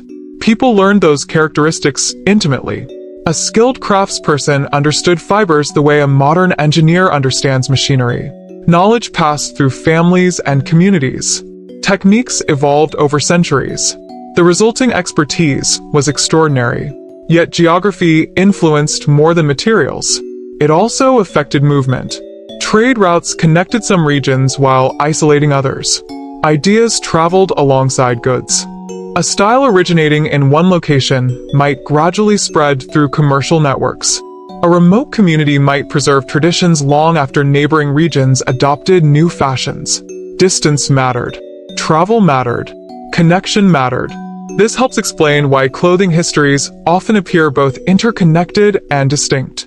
Certain influences spread widely. Others remained local. The pattern resembles rivers branching across a landscape. Some streams merge. Others separate. The result is complexity. As trade expanded across continents, geography continued shaping outcomes. The famous Silk Roads provide a powerful example. Rather than a single route, they formed a network connecting regions across Asia, the Middle East, Europe, and beyond. Merchants carried textiles, dyes, techniques, and ideas. Clothing traditions influenced one another. Patterns traveled. Materials spread. New combinations emerged. Yet, even within these connected systems, local environments continued exerting influence. A fabric suitable for one climate might require modification elsewhere. People adapted imported ideas to local realities. Human history rarely involves simple copying. More often, it involves adaptation. Another fascinating consequence of geography involves symbolism. Certain materials became prestigious partly because they were difficult to obtain. Scarcity creates value. A fabric produced locally may feel ordinary. The same fabric transported thousands of miles can become a luxury. Distance transforms perception. This phenomenon appears repeatedly throughout history. Exotic materials often acquired social significance. Their rarity enhanced their appeal. The garment itself became evidence of connection, wealth, or influence. Yet ordinary people continued living within the constraints of geography. A farmer in a cold region dressed differently from a fisherman on a tropical coast because their environments demanded different solutions. Practicality remained important. The romantic image of fashion often overlooks this reality. Most humans throughout history dressed primarily for daily life, work, weather, survival, comfort. Only later came decoration, symbolism, and style. That practical foundation never disappeared completely. Even modern clothing reflects environmental considerations. Winter coats exist because cold exists. Rain jackets exist because rain exists. Athletic wear reflects physical activity. Geography still shapes choices, even if global manufacturing now provides more options. In many ways, modern consumers enjoy unprecedented freedom. Someone living in one climate can purchase garments designed for another. Synthetic materials offer possibilities unavailable to earlier generations. Global trade expands selection dramatically.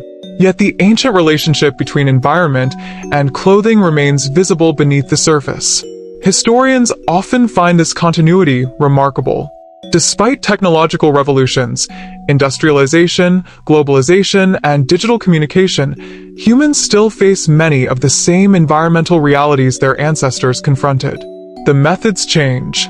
The challenge remains. And perhaps nowhere is this more evident than in footwear. Shoes may seem like a simple addition to clothing, but their history reveals another extraordinary chapter in humanity's adaptation to the world. Because long before fashion brands and athletic companies existed, humans faced a basic problem. The earth beneath their feet could be sharp, hot, frozen, wet, dangerous. And the solutions they developed would become some of the most important clothing innovations in human history. Long before humans worried about fashion trends, designer labels, or seasonal collections, they faced a far simpler challenge. The ground could hurt them. It sounds obvious. Yet for much of human history, every journey depended upon feet. There were no automobiles, no bicycles, no trains, no paved highways stretching across continents. Most people traveled by walking, day after day, year after year, generation after generation. The human foot is a remarkable piece of natural engineering. It provides balance, flexibility, shock absorption, mobility. Our ancestors crossed enormous distances using little more than their own bodies. Yet even the strongest foot has limits. Sharp stones cut skin. Thorns pierce flesh. Hot sand burns. Ice damages tissue. Rough terrain causes injury. Eventually, humans began developing solutions. The earliest footwear remains difficult to date precisely because, like clothing, it often consisted of materials that decayed over time. Animal hide, plant fibers, wood. These materials rarely survive thousands of years under ordinary conditions. As a result, archaeologists must rely upon indirect evidence. One clue comes from ancient human skeletons. Researchers notice changes in foot structures that may indicate the use of footwear. If shoes reduce certain stresses, skeletal development can reflect those differences. While such evidence does not provide exact answers, it helps scholars build a picture of the past. Another clue comes from rare preserved examples. Some ancient shoes have survived in caves, deserts, or other environments favorable to preservation. These discoveries reveal something fascinating. Even very early footwear often displayed thoughtful design. People understood their needs. They experimented. They improved. A simple sandal might look basic to modern eyes, yet it represented practical problem-solving. The history of footwear, like the history of clothing itself, is fundamentally a story of adaptation. Imagine a hunter crossing rocky terrain thousands of years ago. Bare feet might work under certain conditions, but repeated injuries create problems. Protection becomes valuable. A layer of hide between skin and stone could dramatically improve mobility. The benefits would be obvious. And once a useful idea appears, humans tend to share it. Knowledge spreads. Techniques improve. Traditions develop. Over time, footwear evolved into an essential component of life in many regions. Different environments produced different designs. Desert communities often favored lightweight solutions. Cold climates required insulation. Wet environments demanded materials resistant to moisture. Mountainous regions presented their own challenges. Again and again, geography shaped innovation. One of the most interesting aspects of shoe history is how quickly practical objects acquire social meaning. A shoe begins as protection. Eventually, it becomes something more. Status, identity, occupation, culture. Many historical societies used footwear to communicate information. Certain styles indicated rank. Specific materials reflected wealth. Decorative elements carried symbolic significance. In some cultures, footwear became highly regulated. Just as clothing signaled social position, shoes could do the same. Ancient Egypt provides intriguing examples. Many ordinary people often went barefoot during daily activities, especially in favorable conditions. Yet sandals also held social and symbolic importance. Elaborate examples appeared among elites. Materials and craftsmanship varied according to status. The same pattern emerged elsewhere. Ancient Rome developed a wide variety of footwear styles. Certain shoes identified soldiers. Others identified officials. Still others reflected social standing. Observers could often learn something about a person simply by looking at their feet. The shoe had become part of a larger social language. Meanwhile, in Asia, Africa, Europe, and the Americas, communities developed their own distinctive traditions. Materials differed, designs differed, but the underlying process remained familiar. Humans adapted objects to local needs and cultural values. The result was extraordinary diversity. Some shoes emphasized durability. Others emphasized prestige. Some focused on climate. Others reflected ceremonial importance. There was never a single universal solution, only countless local solutions shaped by environment and culture. As trade expanded, footwear evolved alongside clothing.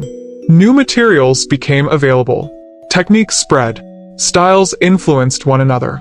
Merchants carried more than goods. They carried ideas. A design successful in one region might inspire modifications elsewhere. Human creativity thrives on exchange.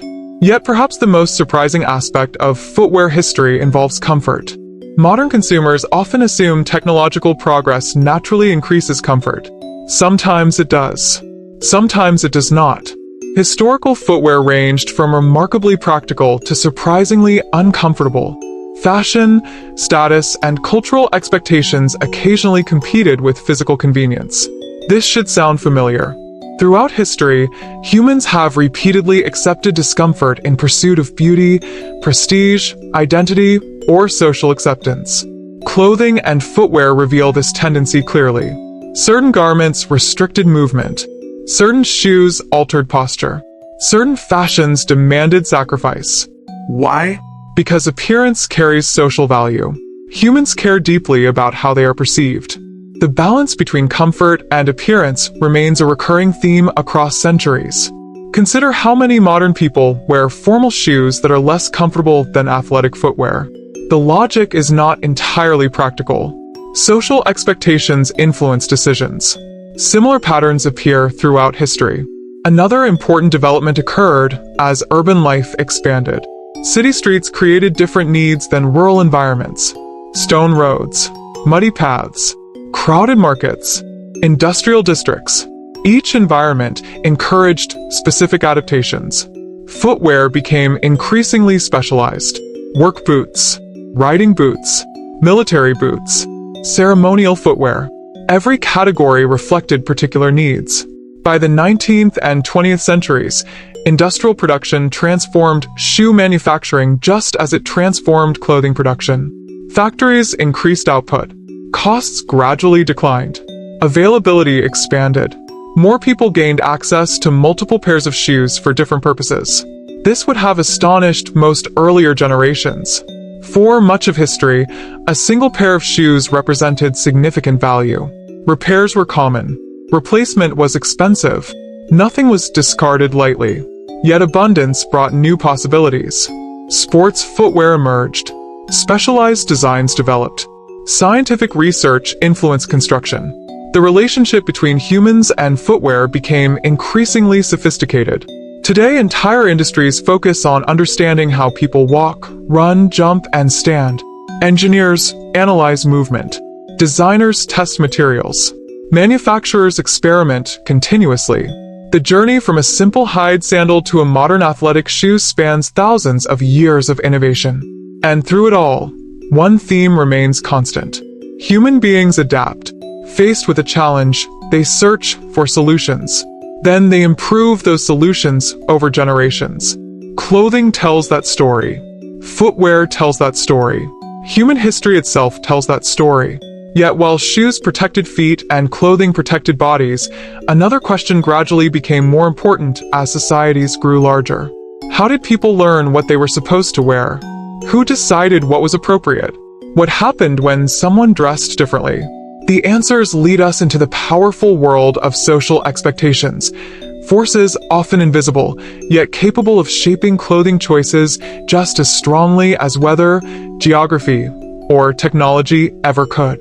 The most powerful clothing rules in history were often the ones nobody wrote down.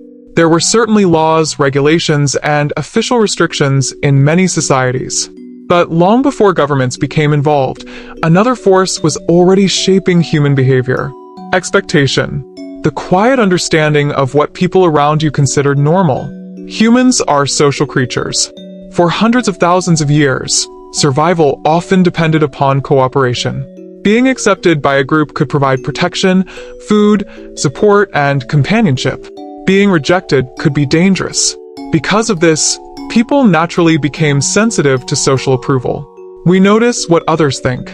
We observe reactions. We adjust behavior. Clothing became one of the most visible places where this process occurred.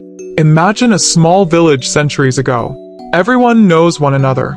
Families have lived there for generations. Traditions are familiar. Customs are understood. A person dressing dramatically differently from everyone else would immediately attract attention.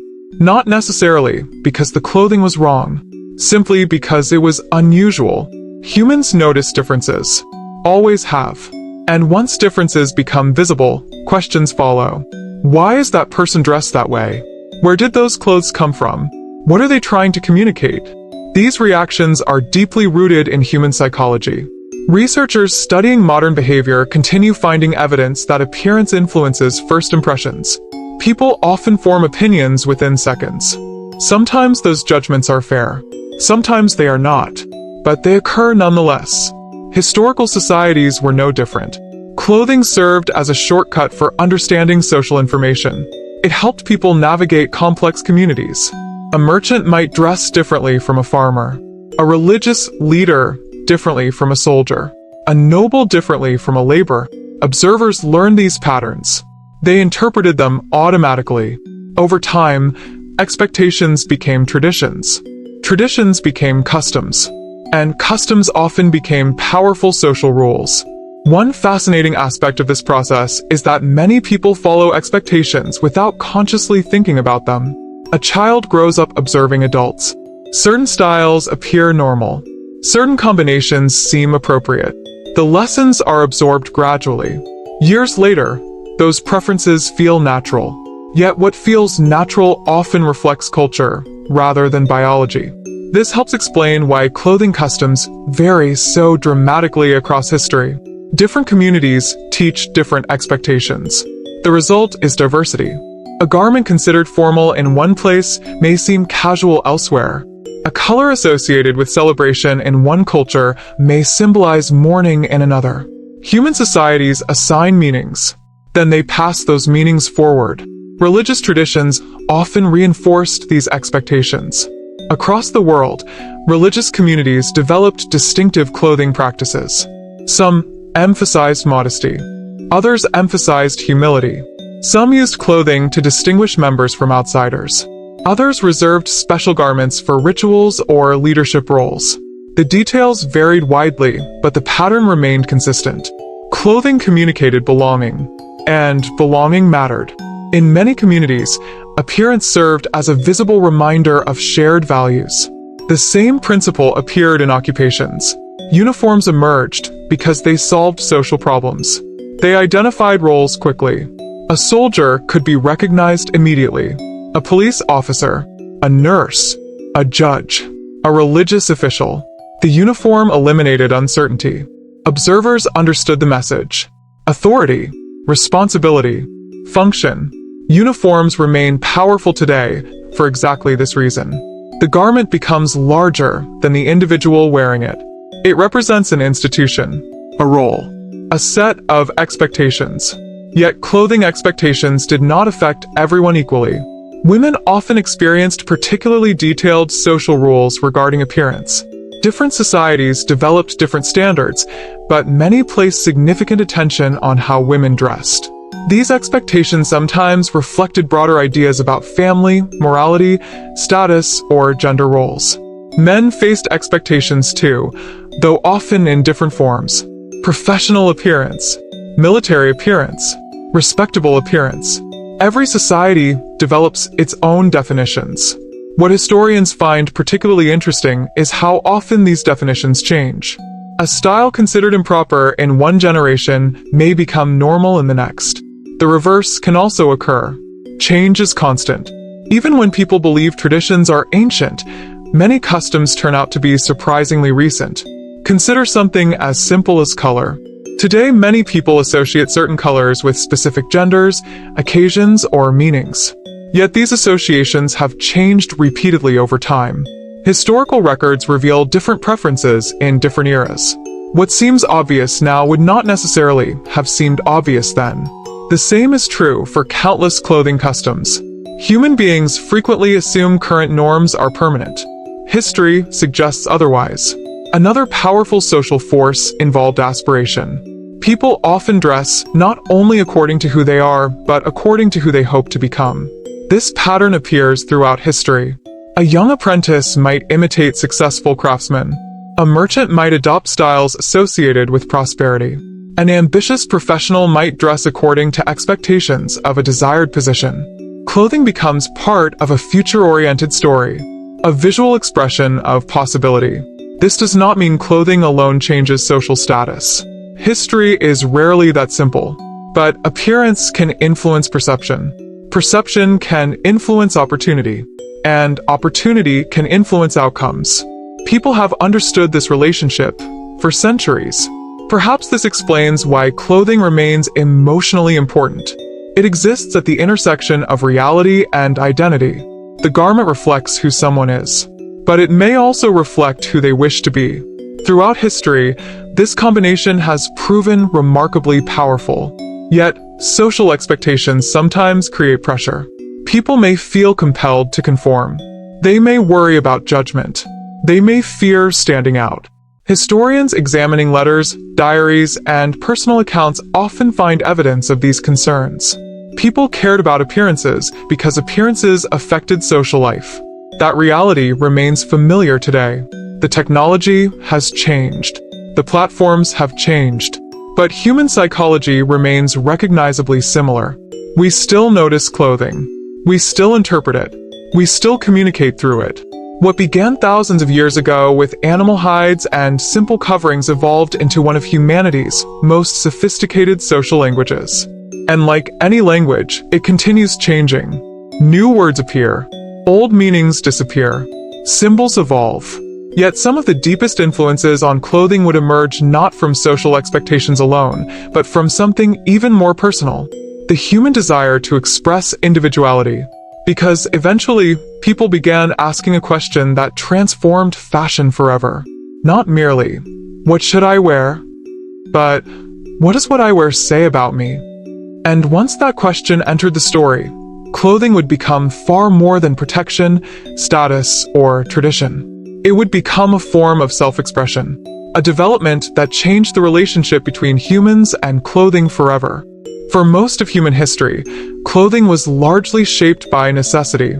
Climate influenced choices. Resources influenced choices. Traditions influenced choices. Social expectations influenced choices. Yet beneath all of those influences existed something uniquely human: the desire to be recognized as an individual. Humans belong to groups, but they also seek personal identity. This balance between belonging and individuality has shaped countless aspects of history. Language, art, religion, music, and clothing. Long before modern fashion industries appeared, people were already finding ways to personalize what they wore. A decorative stitch, a particular color, an unusual piece of jewelry, a distinctive hairstyle. Small details often carried enormous meaning. They allowed individuals to express something about themselves while still remaining part of their community. Anthropologists studying traditional societies frequently observe this pattern. Even where clothing follows strong cultural rules, people often find room for creativity. No two individuals present themselves in exactly the same way. The impulse seems deeply rooted. People want to communicate not only group identity, but personal identity. As civilizations expanded, opportunities for self-expression increased. Trade introduced new materials. Cities brought together diverse populations. Ideas traveled farther. Choices multiplied. The result was gradual expansion of personal style. Consider urban centers during the Renaissance. Artists, merchants, scholars, and craftsmen interacted in increasingly dynamic environments. Clothing reflected social position, certainly, but it also became a medium for personal taste. Individuals selected fabrics, colors, accessories, decorative details. Each choice contributed to an overall image, and image mattered. The Renaissance itself offers an interesting example because it emphasized human achievement and individual potential in ways that influenced art, literature, and culture. Portraits from the era often reveal careful attention to clothing. Subjects wanted to be remembered not only as members of society, but as unique individuals. Appearance became part of personal legacy. This trend continued through later centuries. By the 18th century, fashion in many elite circles had become extraordinarily elaborate. Silhouettes changed. Decorations multiplied. Tailoring became increasingly sophisticated. Observers could often identify trends associated with specific regions, courts, or social groups. Clothing communicated membership, yet it also communicated personality. Some embraced bold styles. Others preferred restraint. Choices carried meaning. Then industrialization transformed the equation once again. As garments became more available, larger numbers of people gained opportunities to make choices. Choice is important. Without options, self-expression remains limited. When options increase, individuality becomes easier to display. The 19th and 20th centuries witnessed this process on an unprecedented scale. Consumers encountered expanding selections of clothing. Department stores offered variety. Fashion publications introduced new ideas. Advertising encouraged experimentation. Gradually, appearance became increasingly tied to personal identity. Yet something fascinating happened. The more people pursued individuality, the more new groups emerged. Humans rarely express identity in complete isolation. Instead, people often connect through shared interests. Artists, musicians, athletes, students, professionals. Subcultures formed around common values and experiences. Clothing helped make those connections visible. A particular style could signal membership within a community. Observers recognized the message. The garment became a social signal. This pattern appeared repeatedly throughout the 20th century. Youth movements developed distinctive looks. Music scenes developed recognizable aesthetics. Political groups adopted visual symbols. Fashion became a language spoken across generations. Sometimes clothing even became a form of protest. Throughout history, people have used appearance to challenge authority, question norms, or advocate change. The garments themselves became statements. Not always loud statements. Sometimes subtle ones, but statements nonetheless. Historians often emphasize that clothing can reveal social tensions invisible elsewhere. When societies change, fashion often changes too. New ideas seek expression. Clothing provides a visible medium. This relationship became particularly evident during periods of rapid cultural transformation. The 20th century produced many such moments. Women entered professions previously inaccessible to them. Social movements challenged existing assumptions. Global communication increased exposure to different traditions. Fashion reflected these developments. Changes in clothing frequently accompanied broader changes in society. Yet despite all the emphasis on individuality, humans never abandoned the desire for belonging. This creates one of the most interesting paradoxes in fashion history. People often seek uniqueness by adopting styles shared by others. A trend becomes popular because many individuals embrace it. The moment it becomes widespread, some people search for something new. The cycle continues. Fashion historians have observed this pattern for generations. Trends emerge, spread, become common, then give way to new trends. The process resembles a conversation that never ends. And beneath it all lies a fundamental human reality. We are social beings who simultaneously value individuality. Clothing allows us to navigate that tension.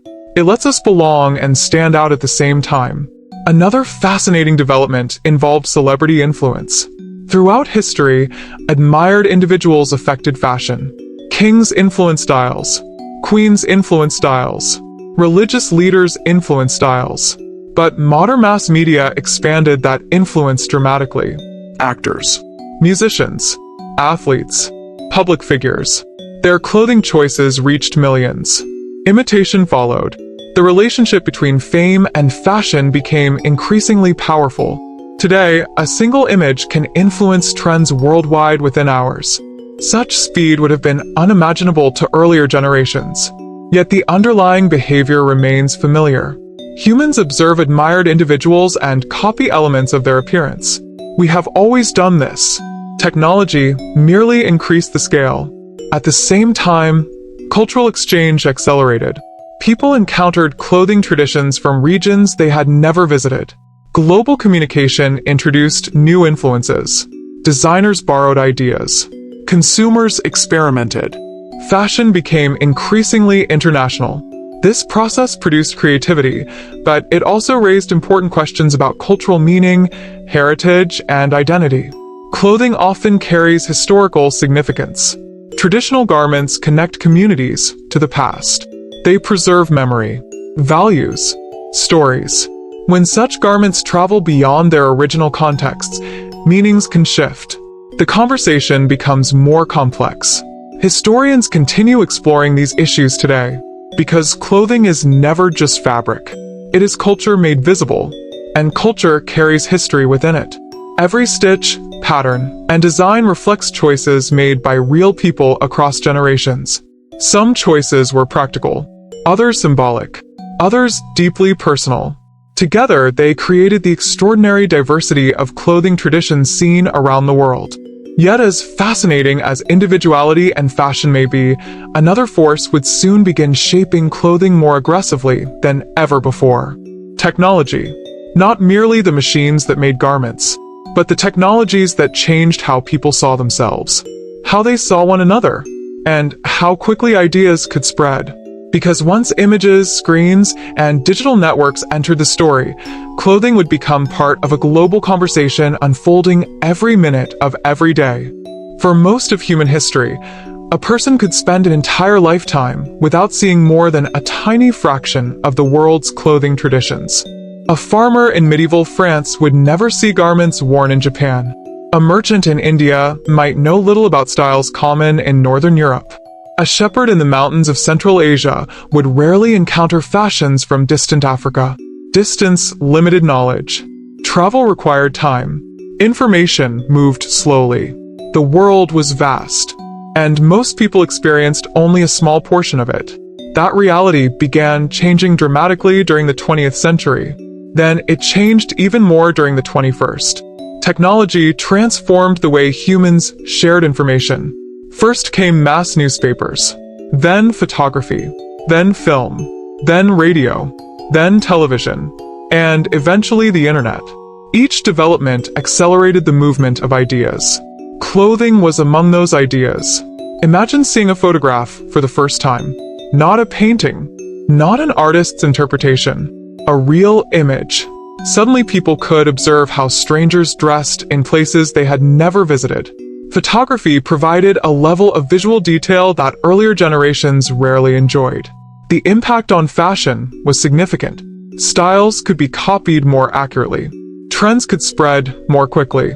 Consumers became increasingly aware of broader possibilities.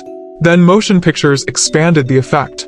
Movie stars became global influences.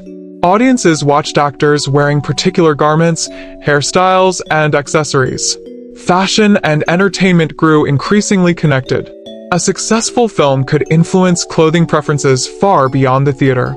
The relationship continues today. People often associate certain styles with memorable public figures. The phenomenon is not new. The scale is. Television accelerated the process further. For the first time, millions of households could observe similar images simultaneously. Fashion became part of shared cultural experiences. Advertisements reached vast audiences. Retailers responded quickly. Trends moved faster. The cycle of influence intensified. Then came the internet. And everything changed again. The internet did something unprecedented in clothing history. It reduced the importance of geographic distance.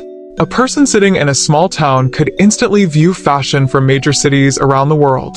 Images traveled almost without limitation. Inspiration became global. A teenager in one country could influence trends in another. Design ideas crossed borders continuously.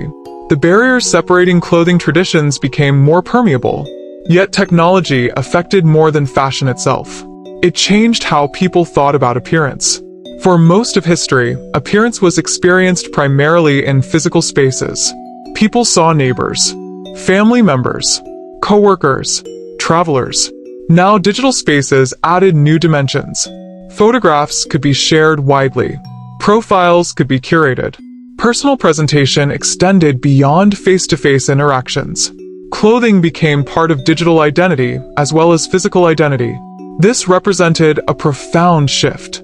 Historians studying modern culture often note that humans increasingly present themselves through images. Those images travel farther than any individual could travel personally. As a result, appearance occupies a different role than it did for most ancestors. The effects are complex. Technology creates opportunities for creativity. People discover new styles, learn about different cultures, find communities sharing similar interests. At the same time, constant visibility can create pressure. Comparison becomes easier. Expectations multiply. The relationship between clothing and self-image grows more complicated. These challenges are not entirely new. Humans have always compared themselves with others. What changed is the scale. Earlier generations might compare themselves with a village. Modern individuals may compare themselves with images from across the world. The psychological landscape becomes very different. Yet alongside these changes, technology also enabled remarkable preservation of clothing history. Museums digitized collections. Archives became accessible online. Researchers shared discoveries globally. People gained unprecedented access to historical information. Someone curious about ancient Egyptian linen, medieval European garments, traditional Japanese clothing, or indigenous American textile traditions could now explore resources that once required specialized travel. This democratization of knowledge represents one of the great advantages of modern technology. History became easier to access, and the history of clothing benefited enormously. Researchers continue uncovering fascinating details. Advanced scientific techniques analyze fibers. Chemical testing reveals dyes. Microscopic examination identifies materials. Technology helps historians answer questions that previous generations could only speculate about. For example, researchers can sometimes determine where certain materials originated. They can reconstruct trade networks. They can identify manufacturing techniques. Every new discovery adds depth to our understanding of the past.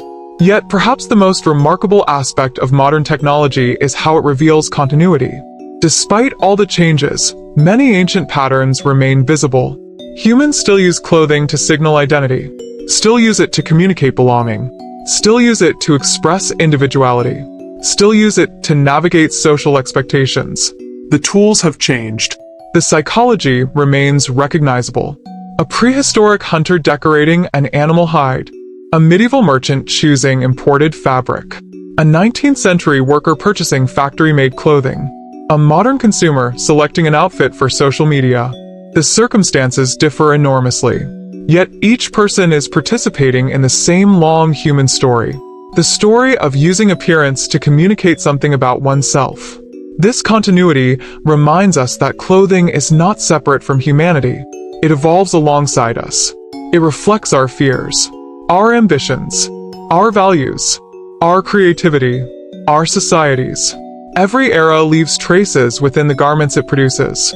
Historians often describe clothing as a mirror, not because it reflects faces, but because it reflects cultures. Look carefully at what people wear, and you learn something about what they believe, what they value, and how they live. That insight helps explain why the history of clothing remains so fascinating. It is never really just about clothing. It is about people. And perhaps nowhere is that more evident than in the remarkable stories hidden inside individual garments themselves.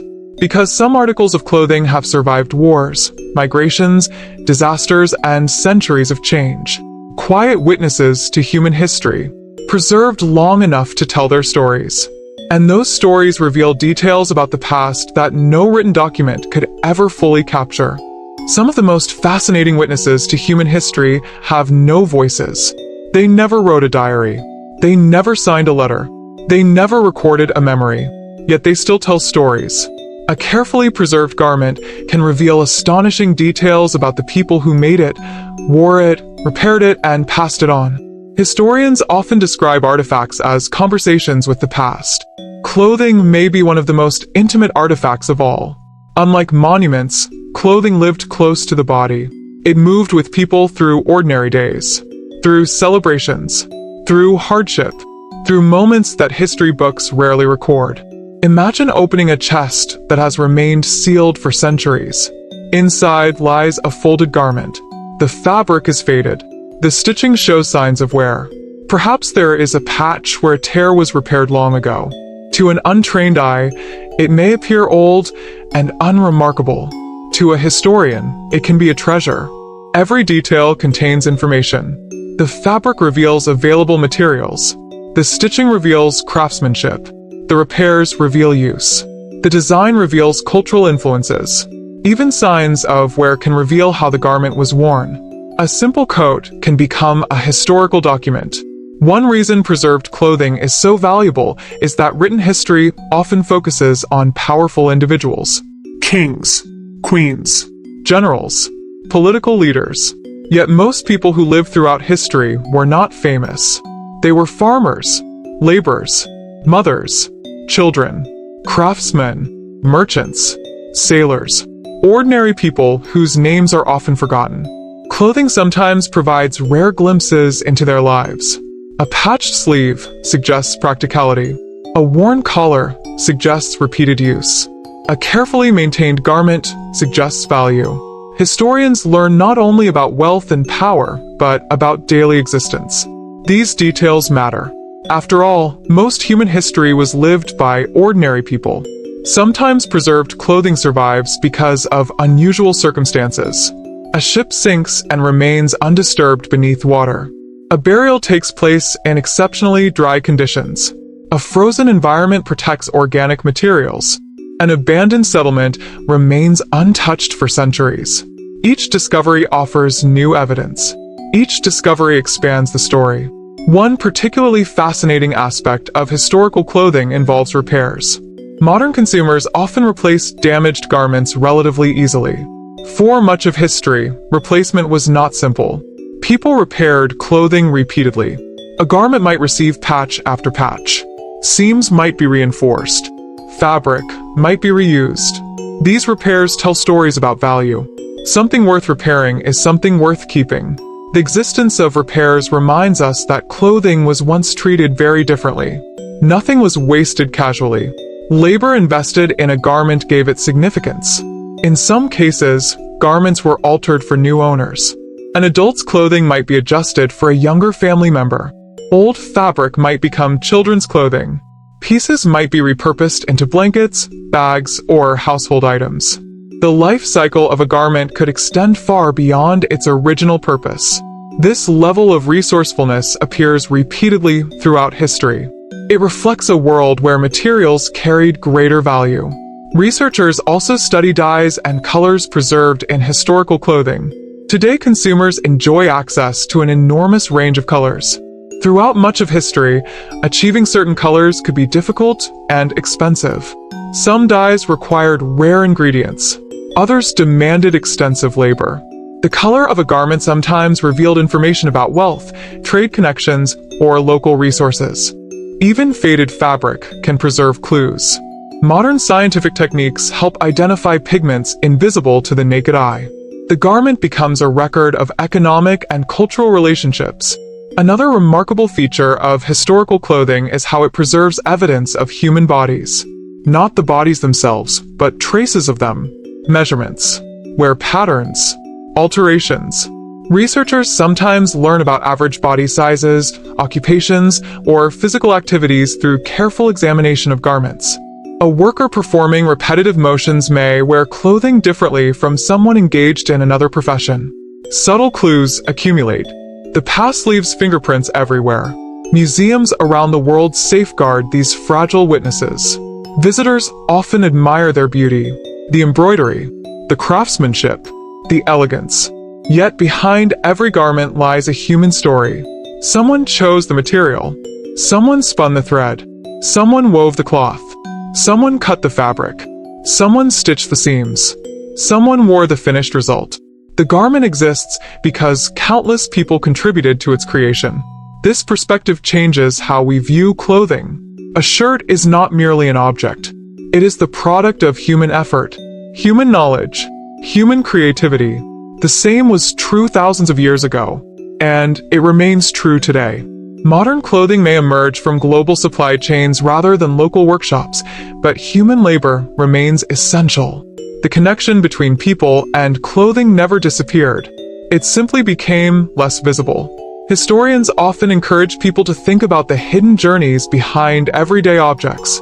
Clothing offers an ideal example. A simple garment may connect farms, factories, designers, transport networks, retailers, and consumers across multiple countries. The complexity is astonishing.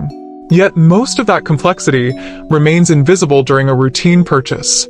Historical garments remind us to look deeper. They reveal processes that modern life often obscures. Perhaps this is why clothing history feels surprisingly personal. Everyone wears clothing. Everyone participates in the story. The details differ, but the experience is universal. Across continents, across cultures, across centuries, humans have wrapped themselves against cold, protected themselves from sun, expressed identity, signaled belonging, displayed status, followed traditions, challenged traditions. Again and again, clothing accompanied us, quietly, faithfully, persistently. And the more historians study surviving garments, the more they realize that clothing may preserve one of the richest records of human life available to us. Because clothing touches nearly every aspect of existence: economics, religion, politics, technology, culture, family, memory, work, art, survival, all woven together. Yet among all these threads, one question still deserves closer attention. A question that has fascinated researchers for generations. If humans created clothing for practical reasons, how did fashion emerge? At what point did protection become style? When did necessity begin transforming into beauty? And why are humans willing to invest so much creativity in something that originally may have begun as little more than a shield against the environment? The answer leads into one of the most revealing chapters of the entire story. Because fashion itself may tell us something profound about human nature. At first glance, fashion can seem difficult to explain. If the earliest clothing existed primarily for protection, why did humans eventually devote so much energy to decoration, style, and appearance? Why spend extra time creating patterns? Why develop dyes? Why add ornaments? Why care whether a garment is beautiful when its practical purpose has already been fulfilled? These questions have fascinated historians, anthropologists, psychologists, and sociologists for many years. And while no single answer explains everything, the search reveals something important about human beings. Humans rarely stop at necessity. Again and again throughout history, people transform useful objects into meaningful objects. A bowl becomes decorated pottery. A shelter becomes architecture. A tool becomes craftsmanship. A garment becomes fashion. The practical foundation remains, but creativity builds upon it. This tendency appears almost everywhere humans live. Even communities facing difficult conditions often create art, music, decoration, and symbolism. The impulse seems deeply rooted. We do not merely survive. We interpret. We create. We assign meaning. Clothing followed this pattern. At some point in the distant past, people began altering garments for reasons extending beyond protection. Perhaps a hunter decorated clothing using animal teeth. Perhaps someone dyed fibers with natural pigments.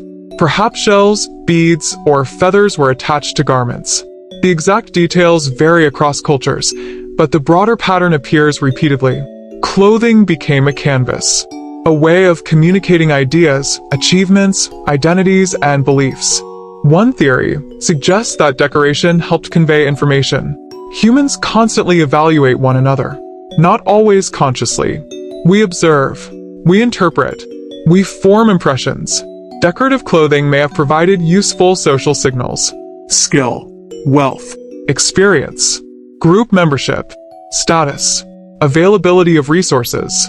A garment could communicate these things quickly. In this sense, fashion became part of a larger human communication system. Another possibility involves attraction. Throughout history, appearance has played a role in courtship and social relationships. Clothing can influence how people perceive one another. Decorative elements may increase visibility, signal effort, or communicate desirable qualities. Many species use visual displays during social interactions. Humans are no exception. Yet reducing fashion entirely to attraction would be too simplistic. Fashion also reflects belonging. People often adopt styles associated with groups they admire or wish to join. This behavior appears across cultures and historical periods.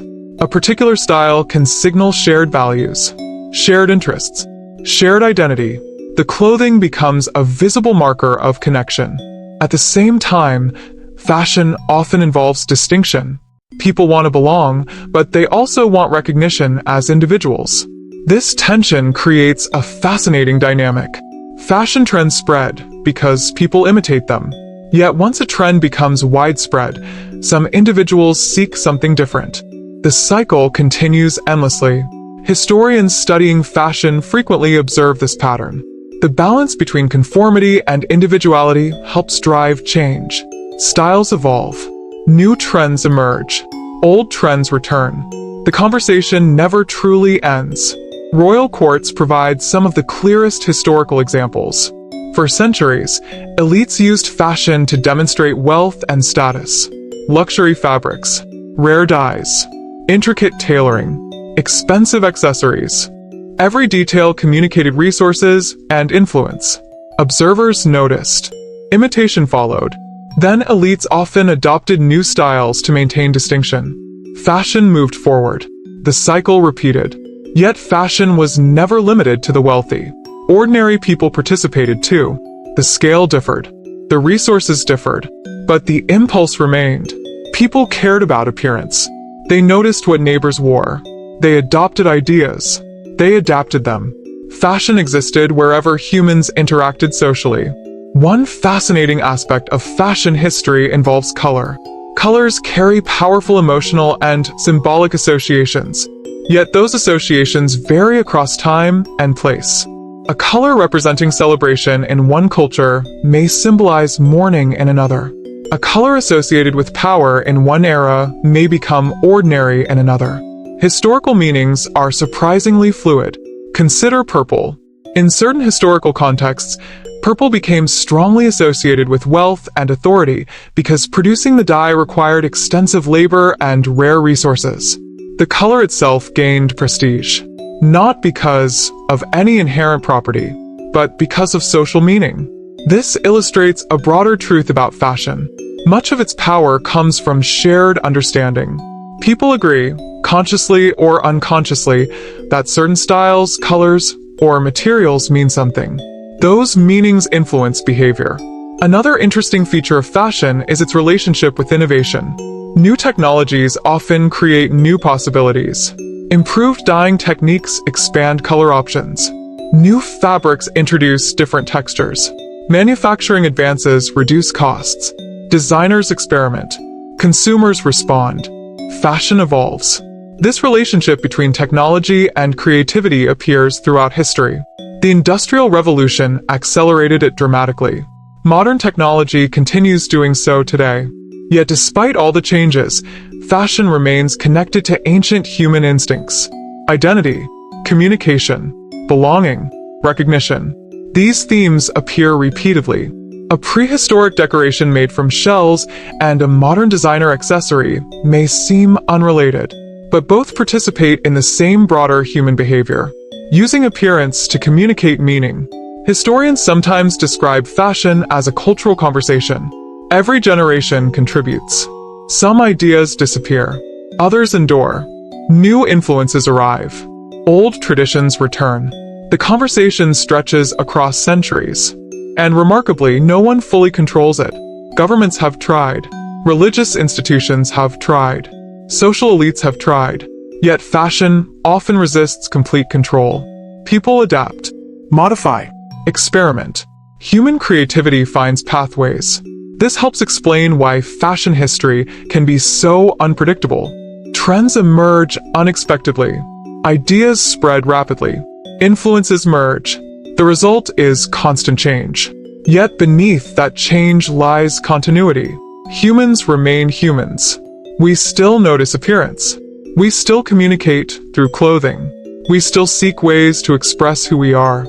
Fashion may appear superficial from a distance, but viewed historically, it reveals deep truths about social life. It shows how people understand themselves, how they relate to others, how they navigate the world. And perhaps most importantly, it reminds us that clothing was never only about covering the body. It became one of humanity's most sophisticated forms of storytelling. Every garment tells a story. Every style tells a story. Every tradition tells a story. And together, those stories form a history stretching back toward the very origins of our species. A history still unfolding today. Yet before we reach the modern world completely, there is another thread woven through this story that deserves attention. Because some of the most influential clothing traditions on Earth did not emerge from fashion at all. They emerged from culture, heritage, and memory. Traditions passed from generation to generation, carrying the identities of entire communities through centuries of change. Long before global brands, department stores, fashion magazines, and digital advertisements, clothing often served as a living archive of culture. A garment could preserve history without writing a single word. Patterns carried meaning. Colors carried meaning. Materials carried meaning. Methods of construction carried meaning. Entire communities expressed identity through clothing traditions passed carefully from one generation to the next. These traditions remind us that clothing is not simply something people wear. It is something people inherit. Imagine a child watching a parent or grandparent create a garment using techniques learned decades earlier. Perhaps those techniques were learned from an even older generation. The knowledge moves forward, not through books, not through formal institutions, but through observation and practice. Human history contains countless examples of such transmission. Many traditional clothing systems survived because people valued them enough to teach them, again and again, year after year, century after century. This continuity is remarkable when we consider how much else changes. Governments rise and fall, borders shift, languages evolve, economies transform. Yet certain clothing traditions endure. They become visible links connecting the present to the past. Across the world, communities developed distinctive garments suited to local conditions and cultural values. Some reflected climate. Others reflected social structure. Some incorporated religious symbolism. Others emphasized craftsmanship or regional identity. The diversity is extraordinary. No single history of clothing can fully capture it. Each tradition contains its own story, its own adaptations, its own meanings. One of the most fascinating aspects of traditional clothing is how much information it can communicate. A trained observer may recognize a person's region, community, or heritage through details invisible to outsiders. Specific patterns, embroidery styles, color combinations, fabric choices, construction techniques. These elements function almost like a visual language. To those who understand it, the garment speaks. This phenomenon appears across continents. In many regions, clothing traditions became closely connected to ceremonies and important life events. Weddings, religious celebrations, harvest festivals, coming-of-age rituals, community gatherings. Special garments marked special occasions. The clothing helped transform ordinary moments into meaningful events. This relationship between clothing and ritual has deep historical roots. Humans often use appearance to emphasize significance. When an occasion matters, people dress differently. The practice remains common today. Formal wear, graduation gowns, military dress uniforms, religious garments, wedding attire. These traditions continue reflecting ancient patterns. Clothing helps signal that something important is happening. Another remarkable feature of traditional clothing involves craftsmanship. Many garments required skills developed over years of practice. Weaving, embroidery, dyeing, tailoring, beadwork, leatherworking. The level of expertise could be extraordinary. Some techniques demanded patience and precision that modern observers find astonishing. A single garment might require weeks or months of labor. The finished product represented not only material resources, but human knowledge. Historians often emphasize that traditional clothing preserves intellectual history. The garment embodies solutions developed through generations of experimentation. How should fibers be prepared? How should fabric be woven? How can dyes be produced? Which designs endure? Each answer reflects accumulated experience. The clothing becomes a repository of cultural memory. Yet these traditions were never completely static. Even the most enduring clothing systems changed over time. New materials appeared. Trade introduced new influences. Communities adapted. Tradition and innovation interacted continuously. This is an important point because people sometimes imagine traditional clothing as frozen in time. History suggests otherwise. Traditions survive precisely because communities keep them relevant. Preservation often involves adaptation, not immobility. The arrival of global trade accelerated these interactions. Materials traveled farther. Ideas spread more rapidly. Clothing traditions influenced one another. Some communities adopted new elements while preserving older foundations. Others resisted change. Most found a balance somewhere in between. Human cultures rarely exist in complete isolation. Exchange is a recurring feature of history. The modern era intensified this process dramatically. Global communication exposed people to clothing traditions from around the world. Some styles gained international recognition. Others remained strongly local. Many communities began actively preserving traditional garments as symbols of heritage and identity. Museums contributed to these efforts. So did cultural organizations. Families played important roles as well. Knowledge continued passing between generations. Because once a tradition disappears completely, recovering it can be difficult. The importance of preservation became increasingly clear. Clothing traditions represent more than aesthetics. They preserve stories, values, techniques, worldviews, connections to ancestors. When historians study traditional garments, they are not merely studying fabric. They are studying human experience. The garments reveal how people understood their place in the world. And perhaps this explains why traditional clothing often carries emotional significance. It connects individuals to something larger than themselves. A family, a community, a history, a heritage. The garment becomes a bridge across time. Modern technology has helped document many of these traditions. Photographs, videos, digital archives, research projects. These efforts preserve knowledge that might otherwise be lost. Yet preservation remains an ongoing challenge. Many traditional techniques require practitioners. Knowledge survives most effectively when people continue using it. A recorded instruction is valuable. A living tradition is even more valuable. Throughout history, clothing has continuously balanced practicality and meaning. Traditional garments illustrate this beautifully. Most originated because they solved real problems: climate, resources, daily activities. Over time, additional meanings accumulated: identity, memory, belonging, pride. The result is a rich cultural inheritance, one that continues influencing the modern world. Even contemporary fashion frequently draws inspiration from traditional techniques and designs. The conversation between past and present never truly ends. Old ideas reappear in new forms.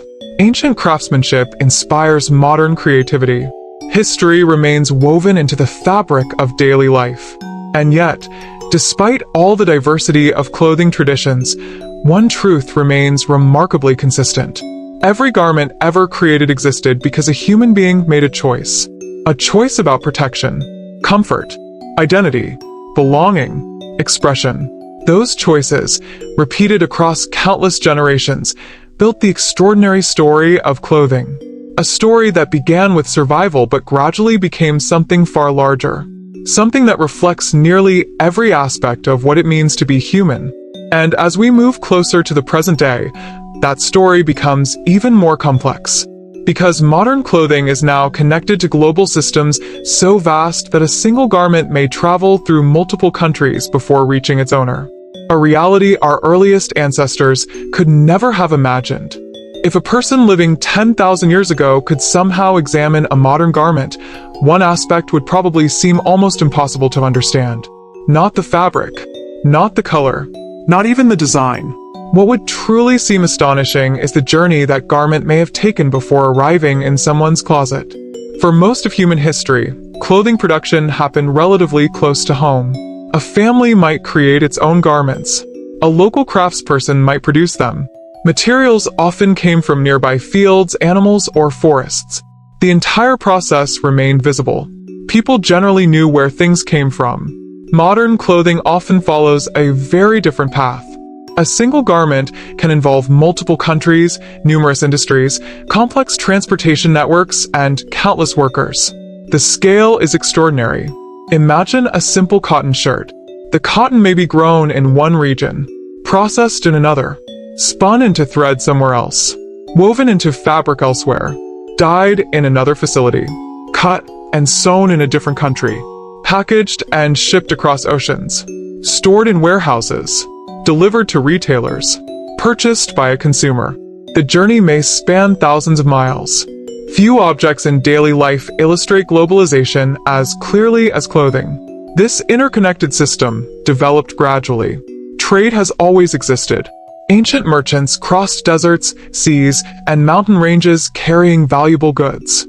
Textiles often played an important role in those exchanges. What changed in the modern era was scale and speed. Transportation improved. Communication accelerated. Manufacturing expanded. The world became increasingly connected. Clothing production followed that trend. One consequence of globalization is increased access. Consumers enjoy an unprecedented variety of options. Materials from distant regions become available. Styles from different cultures influence one another. Choice expands dramatically. A modern shopper may encounter more clothing options in a single afternoon than many historical communities experienced over generations. From a historical perspective, this abundance is remarkable. Yet abundance also introduces complexity. Because every garment carries a story extending far beyond the store where it is purchased. Economists often describe modern products as the result of supply chains. Historians see something broader. They see networks of human cooperation. Thousands of individuals contribute to the production of clothing. Farmers, factory workers, engineers, designers, drivers, retail employees, inspectors, technicians, managers. The finished garment represents collective effort. Most consumers never meet the people involved, yet the connection exists nonetheless. This hidden interconnectedness is one of the defining features of modern life. Another consequence of globalization involves cultural exchange. Clothing ideas move across borders continuously. Designers borrow inspiration. Consumers experiment with unfamiliar styles. Trends spread internationally. Influences merge. The result can be extraordinarily creative. Fashion increasingly becomes a global conversation. Yet cultural exchange also raises important questions. How should traditions be represented? How can heritage be respected? What responsibilities accompany borrowing ideas from different cultures? These discussions continue today. They reflect broader questions about identity, history, and respect. The clothing itself becomes part of larger social conversations. Meanwhile, advances in manufacturing transformed production efficiency. Machines capable of extraordinary precision produce garments at scales unimaginable to earlier generations. Automation assists certain processes. Digital technologies streamline design. Global communication coordinates logistics. The modern clothing industry represents one of the most sophisticated production systems ever created. Its complexity rivals that of many other major industries. Yet despite technological advances, human labor remains central. Clothing still requires people. People cultivate fibers, operate machinery, inspect quality, manage transportation, coordinate supply chains, design products. The story of clothing remains fundamentally a human story. Technology changes methods. People remain essential. Historians often emphasize that modern consumers experience a unique relationship with production. For much of history, individuals observed manufacturing directly. Today, many production processes occur far from where products are purchased. Distance creates separation. Consumers see finished garments rather than production systems. This separation influences perception. It becomes easier to focus on appearance and price while overlooking the broader journey. Researchers studying consumption frequently note this phenomenon. Modern life often hides complexity behind convenience. Yet growing awareness has encouraged renewed interest in clothing origins. Many consumers now ask questions. Where was this made? What materials were used? Who produced it? How was it transported? These questions reflect a deeper curiosity about connection and responsibility. In some ways, they echo concerns that earlier generations rarely needed to ask because the answers were already visible. History sometimes moves in circles. Old questions return in new forms. Environmental concerns have also become increasingly important. Producing clothing requires resources: water, energy, land, raw materials, transportation. As global production expanded, researchers began examining long-term impacts. These discussions do not diminish the importance of clothing. Rather, they highlight its significance. Something produced on a vast scale inevitably affects the world around it. Understanding those effects becomes part of understanding clothing itself. The conversation continues evolving. New materials are developed. Manufacturing techniques improve. Consumers make different choices. Industries adapt. The story remains unfinished. And perhaps that is one of the most fascinating aspects of clothing history. Unlike ancient civilizations or completed historical events, clothing remains an active process. Every day, millions of people participate. Every day, new garments enter the world. Every day, old garments leave it. The story never pauses. This ongoing nature makes clothing unique as a historical subject. The past remains present. Ancient influences coexist with modern technologies. Traditional craftsmanship exists alongside industrial production. Local customs exist alongside global trends. Multiple centuries seem to overlap. A hand-woven textile may share space with a synthetic performance fabric. A traditional garment may appear beside contemporary fashion. History and modernity intertwine constantly. Perhaps this is why clothing feels so familiar, yet so complex. Everyone wears it, yet few people stop to consider how much history surrounds it. Thousands of years of adaptation, innovation, trade, creativity, survival, identity, all woven together. And as we continue moving toward the present day, another important question emerges. What does the future of clothing look like? Because humanity has spent millennia learning how to create garments. Now people are increasingly asking how those garments should be made, used, preserved, and reimagined in the centuries ahead. For most of history, People rarely spent much time wondering what clothing would look like hundreds of years into the future. Their concerns were usually immediate. Would there be enough fabric? Would the garment survive another season? Could worn areas be repaired? Would children inherit usable clothing? The future of clothing often meant simply having enough of it. Today, however, humanity finds itself in a very different position. Clothing is no longer scarce for many parts of the world. Instead, discussions increasingly focus on sustainability, innovation, technology, and responsibility. The questions have changed. And those changing questions reveal how far the story has traveled since the first humans wrapped themselves in animal hides. One of the most significant developments involves materials. For thousands of years, people relied primarily on natural resources. Animal skins, wool, linen, cotton, silk. These materials dominated clothing history. The 20th century introduced synthetic fibers on a large scale. Now researchers are exploring entirely new possibilities. Scientists study fabrics designed to improve durability, reduce waste, enhance performance, minimize environmental impact. Some experiments focus on recycling existing materials. Others investigate alternatives derived from plants, fungi, or other renewable resources. The search reflects a growing awareness that clothing production affects the wider world. Innovation has become part of the solution. Technology is influencing garments in other ways as well. Throughout history, clothing remained relatively passive. It covered the body, protected the body, decorated the body.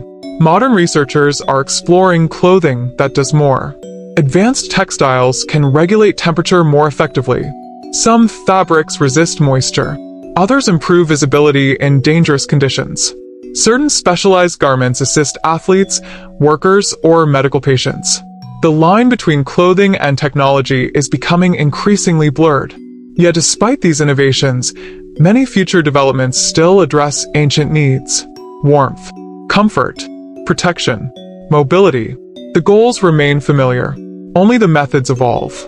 Historians often point out that successful inventions frequently solve old problems using new tools. Clothing follows this pattern perfectly. Another major area of change involves consumer attitudes. For much of the 20th century, increased production was widely viewed as progress. More clothing meant greater accessibility, more choice, more affordability. Those benefits remain important. Yet modern discussions increasingly include durability and longevity. Some consumers seek garments designed to last longer. Others value repairability. Still others support efforts to reduce waste. Interestingly, these priorities echo practices common throughout much of history. Earlier generations repaired clothing because replacement was difficult. Modern consumers may choose repair for different reasons, yet the behavior appears surprisingly similar. History rarely repeats exactly, but it often rhymes. Digital technology is also reshaping clothing culture. Shopping habits have changed dramatically. Consumers can browse products from around the world without leaving home. Designers share ideas instantly. Fashion trends travel faster than ever. Entire communities discuss clothing online. The pace of influence continues accelerating. Yet this connectivity also increases awareness. People learn about production methods, historical traditions, material origins, cultural contexts. Information spreads alongside products. This creates opportunities for more informed choices.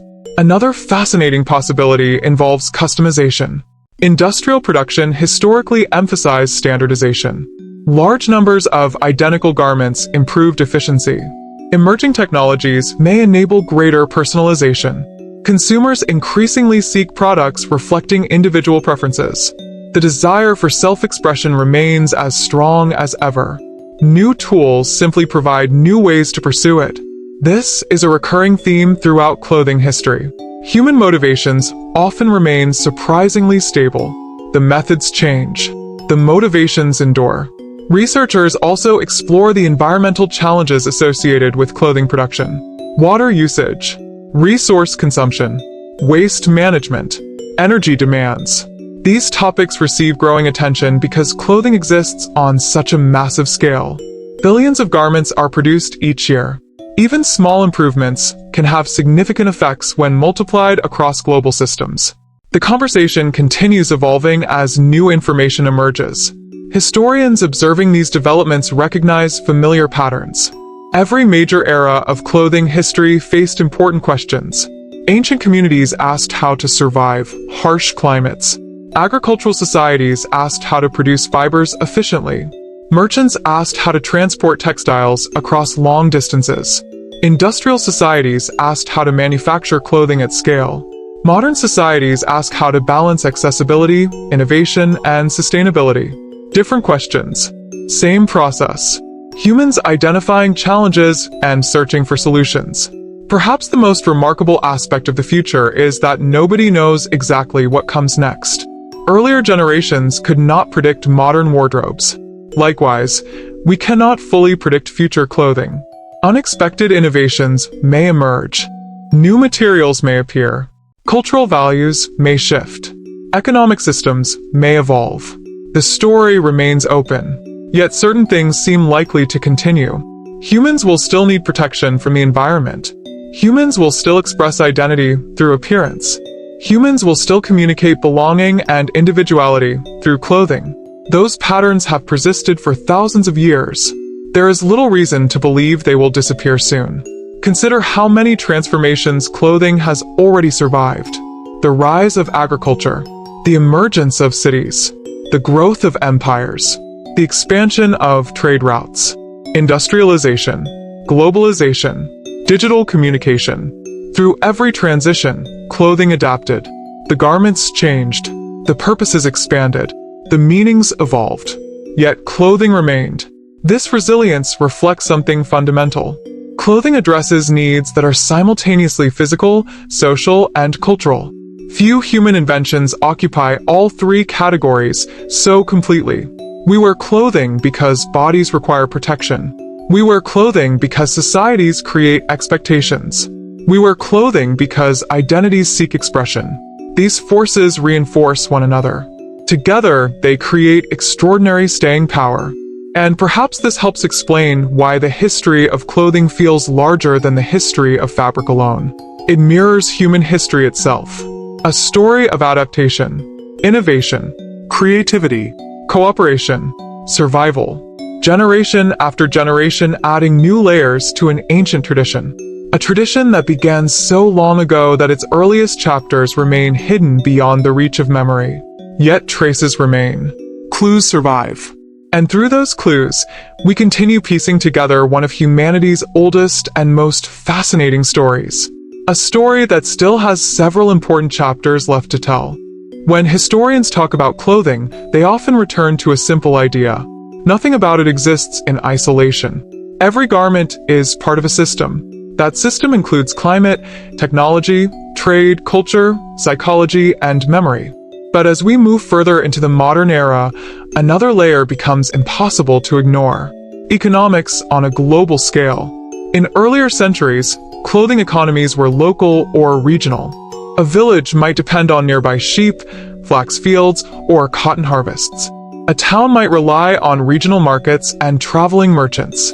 Even large empires had limits to how far textiles could realistically travel. But in the modern world, those limits have stretched dramatically. Today, clothing is one of the most globally distributed products in human history. A single garment can represent coordination between multiple economies, different labor systems, different regulatory environments, different cultural expectations. This level of complexity has no real historical precedent. And yet, it still rests on very ancient foundations. Because even in a global system, clothing still begins in the same way it always has. With raw materials, fibers that come from the earth, plants grown in soil, animals raised in pastures, or synthetic materials derived from industrial processes. The origin point remains physical, tangible, earthbound. From there, the journey branches outward into networks that connect continents. Factories convert raw material into usable fabric. Designers translate ideas into patterns. Engineers refine production methods. Logistics systems coordinate transport. Retail environments present finished garments to consumers. Every step depends on the previous one. If one part of the system shifts, the entire chain is affected. Historians often compare modern supply chains to invisible architectures. You do not see them when you wear a shirt, but they are there, supporting the entire structure. Another important aspect of the modern clothing economy is labor distribution. For much of history, clothing production was labor-intensive, but visible. People often knew who made their garments. They might even know them personally. Today, production is frequently separated by geography. This separation changes perception. It becomes easier to see clothing as a finished object rather than a process. Yet behind every garment are human hands, workers performing specialized tasks, often in different regions of the world. Cutting, sewing, dyeing, inspecting, packaging, transporting. The scale of coordination is immense, and it reflects one of humanity's greatest achievements, the ability to organize production across vast distances. But it also introduces questions that earlier eras rarely faced at this scale. Questions about fairness, working conditions, wages, safety, responsibility. These issues have become part of the modern clothing conversation, not because they are new concerns in principle, but because the scale is new. In earlier societies, labor conditions were often local concerns. Now they are global topics. This shift has made clothing not only a cultural object, but also a political and ethical one. At the same time, clothing continues to function as one of the most accessible forms of identity expression. Despite global production systems, individuals still make personal choices. Even within mass-produced fashion, people select combinations that reflect taste, personality, and social belonging. A simple outfit can communicate countless signals: professional identity, cultural preference, economic context, personal aesthetics. Subtle or bold, intentional or unconscious, these signals form part of everyday social interaction. Historians often emphasize that clothing is one of the few artifacts that almost every human participates in daily. Unlike architecture or technology, which may be specialized, clothing is universal. Everyone wears it. Everyone interprets it. Everyone contributes to its meaning. This universality makes clothing especially valuable for understanding human society, because it reflects both individual experience and collective systems simultaneously. In the modern era, another force has become increasingly influential: speed. Not just speed of production, but speed of change. Fashion cycles now operate at a pace unimaginable in earlier centuries. Trends can emerge, spread, and fade within short periods. Sometimes within months, sometimes even faster. This rapid cycle reflects technological acceleration in communication and manufacturing. But it also reflects psychological dynamics. Humans respond to novelty. Humans adapt quickly to visual change. And humans continuously seek new forms of expression. Yet this acceleration also creates tension between permanence and change, between durability and novelty, between tradition and innovation. Earlier societies often leaned toward durability by necessity. Modern societies often lean toward change by possibility. Neither approach is inherently superior. They reflect different conditions of life. Another significant development involves the relationship between clothing and global identity. As communication networks expand, people are exposed to a wider range of styles than ever before. This exposure can lead to hybrid forms of fashion, where traditional elements blend with modern influences, where local identity interacts with global trends, where cultural boundaries become more fluid. Historians observe that this blending is not new in principle. It has always occurred through trade and migration, but the scale today is unprecedented, and it raises important questions about meaning. What happens to traditional garments when they enter global fashion systems? What changes when symbols travel outside their original context? These are not simple questions. They involve history, respect, adaptation, and reinterpretation. At the same time, modern clothing also reflects technological personalization. Digital tools allow individuals to customize styles, colors, and fits. Manufacturing techniques are gradually becoming more flexible. The possibility of individualized production is increasing. This returns us, in a way, to a very old idea: clothing tailored to the individual. Before industrial production, most clothing was already custom-made. Modern technology may be bringing aspects of that past back in new forms. History rarely moves in straight lines. It loops, returns, and transforms. As we stand at this point in the story, clothing appears both ancient and futuristic at once. Ancient because its origins lie in survival and adaptation. Futuristic because its future involves technology, globalization, and innovation. And in between those two extremes lies everything humans have experienced so far. A continuous thread stretching from the earliest garments to the present moment. Still being woven, still changing, still unfolding, and still deeply connected to the most basic human question of all.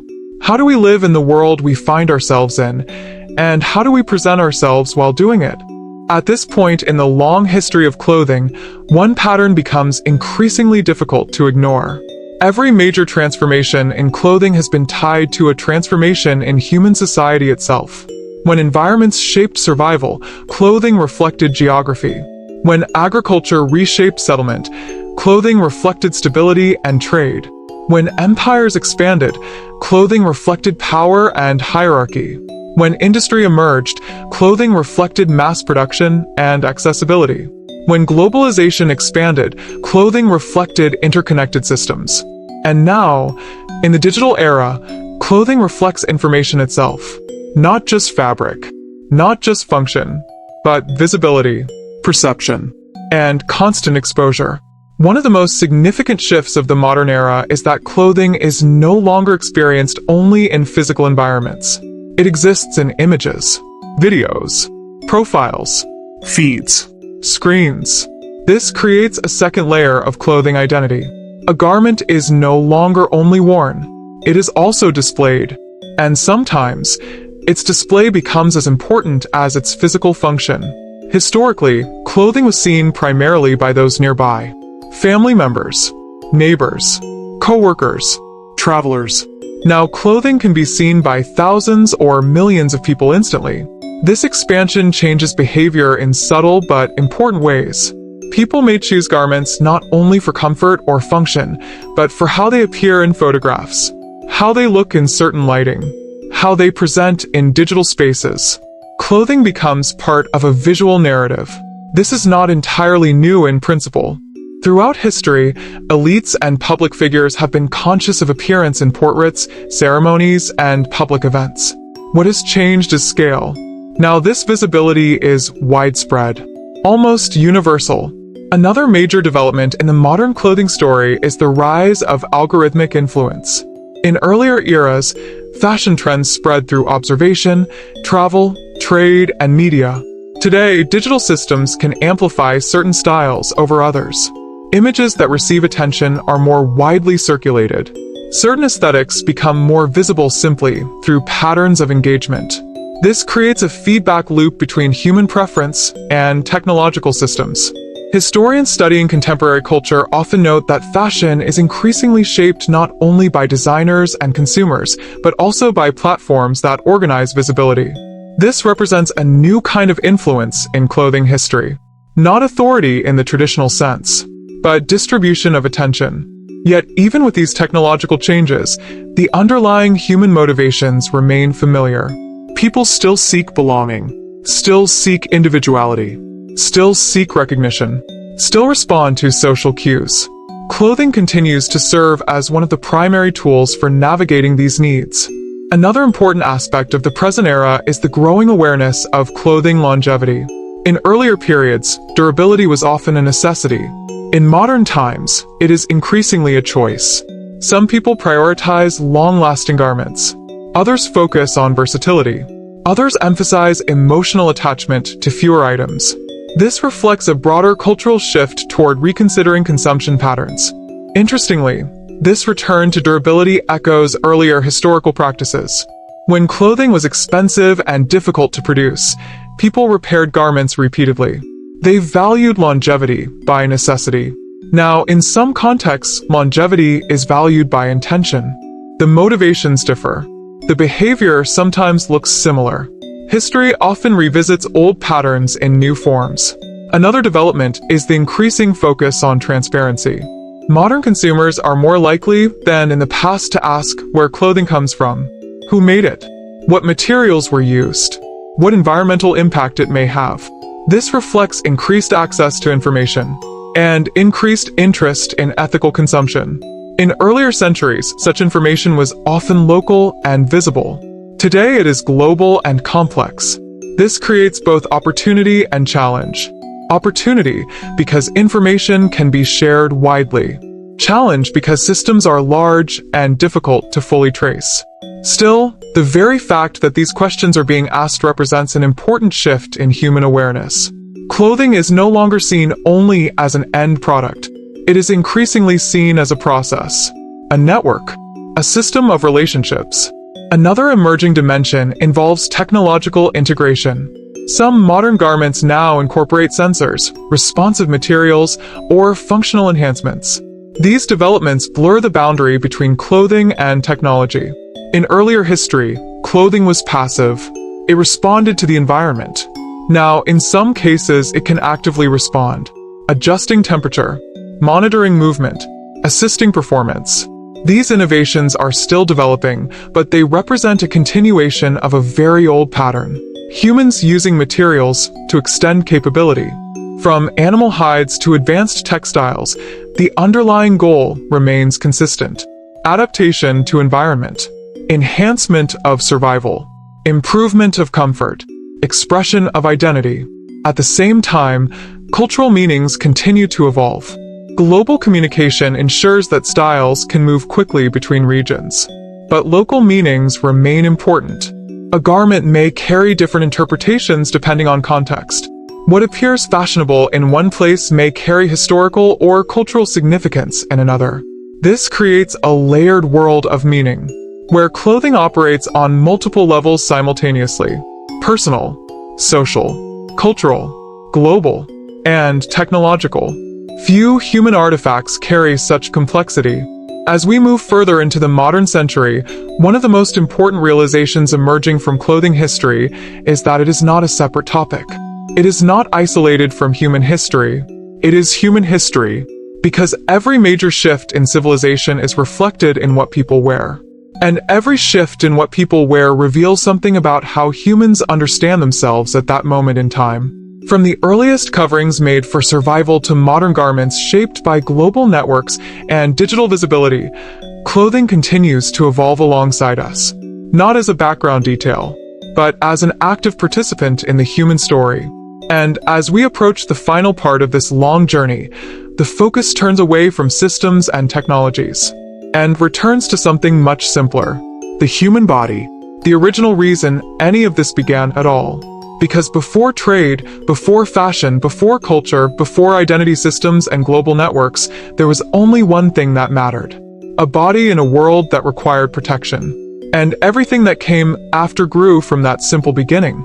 Before clothing became culture, it was survival. Before it became identity, it was exposure. Before it became fashion, it was necessity.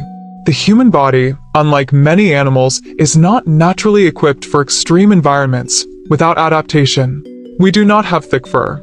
We do not have insulating layers of feathers. We do not naturally regulate harsh environmental exposure in the same way many species do. So early humans faced a continuous challenge: heat, cold, wind, rain, sun, insects, rough terrain. The environment was not gentle.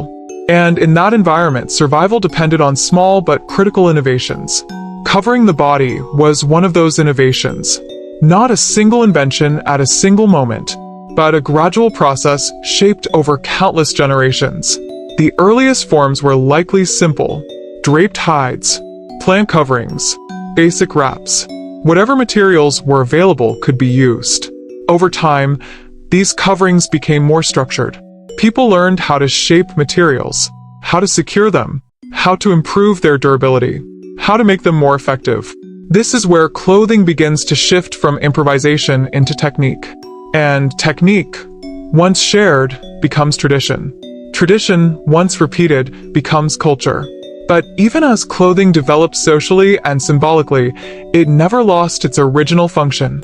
Protection remained fundamental. Even in modern times, this is still true. The most advanced garments in the world still exist to solve basic environmental problems. Cold weather gear exists because cold can be dangerous. Protective uniforms exist because physical hazards exist. Rainwear exists because water exposure matters. Sun protection exists because ultraviolet exposure matters. The ancient problem has never disappeared. It has only been refined. Historians often point out that one of the most consistent features of clothing across all eras is its responsiveness to environment. When climates change, clothing changes. When people migrate, clothing adapts. When new materials become available, clothing evolves.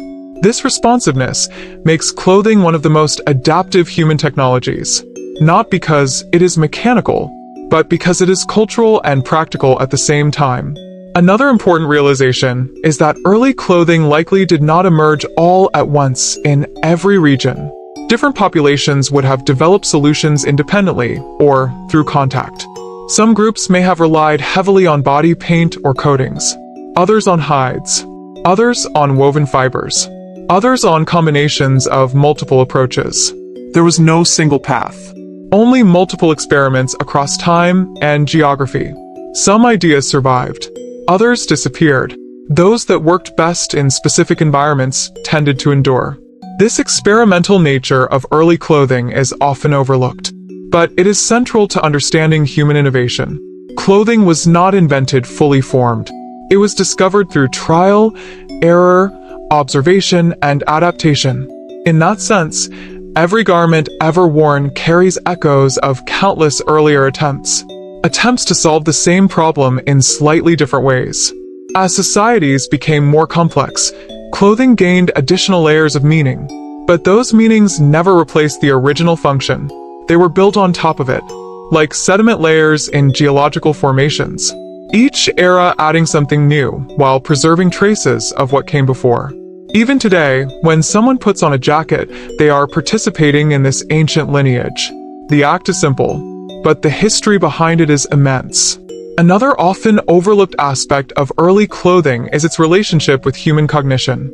The decision to cover the body required imagination, the ability to anticipate discomfort, the ability to plan ahead, the ability to associate materials with future outcomes. These cognitive processes are part of what distinguishes humans as a species. Clothing, in this sense, is not only physical adaptation. It is mental adaptation made visible, a recognition that the environment can be negotiated, that the body can be extended beyond its natural limits, that survival can be improved through tools and materials. This way of thinking would later influence many other innovations: shelter, agriculture, tools, technology. But clothing stands among the earliest and most universal expressions of this cognitive shift. As we approach the final part of this historical journey, the focus begins to narrow again. After moving through geography, culture, technology, identity, and global systems, we return to something intimate: the human experience of wearing clothing, the physical sensation of fabric against skin, the comfort or discomfort of fit, the awareness of appearance, the quiet, everyday act that connects billions of people across time. Because despite everything clothing has become, it always returns to this moment. A person standing in a space, choosing what to wear, and stepping into the world. At this stage in the long story of clothing, it becomes clear that the simplest actions often carry the deepest history. A person opening a wardrobe, choosing a garment, adjusting fabric over the body. These are ordinary moments in modern life. Yet they are also the final expression of thousands of years of human adaptation. Clothing has always existed at the boundary between body and environment, between private experience and public perception, between necessity and meaning. And in that boundary, human history becomes visible in a very personal way. When someone wears clothing, they are not just interacting with fabric, they are interacting with inherited knowledge. Every stitch reflects techniques refined over generations. Every fabric reflects material discoveries. Every design reflects cultural evolution. Even the act of getting dressed connects modern life to ancient survival. The human body remains the same biological foundation it has always been. Sensitive to temperature, vulnerable to environment, aware of comfort and discomfort. Clothing mediates that relationship. It transforms raw environmental conditions into manageable experience. That function has never disappeared. Even as clothing became symbolic, expressive, global, industrial, digital, and commercial, it still performs its original role. It stands between humans and the world. At the same time, clothing also stands between humans and one another. It shapes perception. It influences interpretation. It contributes to identity formation in subtle but constant ways. A simple change in clothing can alter how a person is perceived. Not because the person has changed, but because signals have changed. This is one of the most consistent patterns across all clothing history. Meaning is not fixed in the garment itself. Meaning emerges through interaction between wearer and observer, between culture and context, between expectation and interpretation. That is why clothing can never be fully separated from society. It is always relational, always contextual, always evolving. As we reach the near end of this long historical arc, one final perspective becomes important. Clothing is often discussed in terms of change, fashion trends, technological innovations, shifting cultural norms, but equally important is continuity. Despite everything that has changed across tens of thousands of years, the fundamental reasons humans use clothing remain remarkably stable. Protection, comfort, identity, belonging, expression. These 5 elements appear again and again in different forms. They adapt to new environments. They adapt to new technologies. They adapt to new cultures. But they do not disappear. This continuity suggests something important about human nature. We are adaptive beings, but also consistent ones. We change our tools. We refine our methods. We expand our systems. But the underlying needs remain recognizable across time. Even in the most technologically advanced societies, clothing still begins with the same basic question it began with in the earliest human groups. How do we exist comfortably in the world around us? From that question, everything else unfolds. Clothing becomes protection, then structure, then tradition, then symbol, then industry, then global system, then digital expression. Each layer added without fully removing the previous one. So modern clothing is not a replacement of ancient clothing. It is an accumulation of all previous stages. A layered history worn daily on the human body. And this is what makes clothing unique among human creations. It is not locked in museums alone. It is not confined to history books. It is not separate from everyday life. It is active, continuous, present, worn by billions at this very moment. Every person participating in the story without needing to think about it. Which brings the journey back to where it began. Not to a single moment in time, but to a simple human reality. A body in a world. And the endless human effort to bridge the space between them. In the quiet moments after everything has been said, the story of clothing does not really end. It settles. Like fabric resting after movement. Like history becoming part of the present without being noticed. The earliest humans who first wrapped themselves against cold, heat, and danger could not have imagined where that simple act would eventually lead. Not to fashion industries. Not to global supply chains. Not to digital identity. But to the continuation of a single idea carried across time. That the human body must be negotiated with the world. And clothing is one of the ways that negotiation happens. Now, in this final stretch of the story, everything returns to something simple again. Not complexity, not systems, not global networks, but presence. A person exists. A day unfolds. The environment shifts slightly around them. Temperature changes. Light changes. Social expectations change. And clothing responds, quietly, without language. This is what it has always done. From the earliest coverings made of hides to the most advanced modern textiles, clothing remains a constant companion to human life. It does not speak, yet it communicates. It does not think, yet it expresses. It does not feel, yet it shapes how feeling is experienced in the world. And in that way, it becomes something more than material. It becomes a record of human adaptation, a record that is not written in ink, but in fabric. At this point, the historical journey reaches its most important realization. There was never a single moment when clothing began. There was no single inventor, no single culture, no single event that fully explains it. Instead, there was a long unfolding, a gradual recognition that the body could be extended, protected, represented, and expressed. Every era added something to that recognition. Every society refined it. Every generation inherited it and modified it. And now, that inheritance exists in the present moment. In closets, on streets, in workplaces, in homes, in every place where humans appear as social beings in a physical world. So, as this long exploration gently closes, there is nothing final to resolve. No conclusion that locks the meaning in place. Only continuity. Only the ongoing presence of something ancient inside something modern. And the reminder that even the simplest act, choosing what to wear, carries within it the weight of human history stretching far beyond memory. Now, as everything quiets, the mind can soften. The story can settle.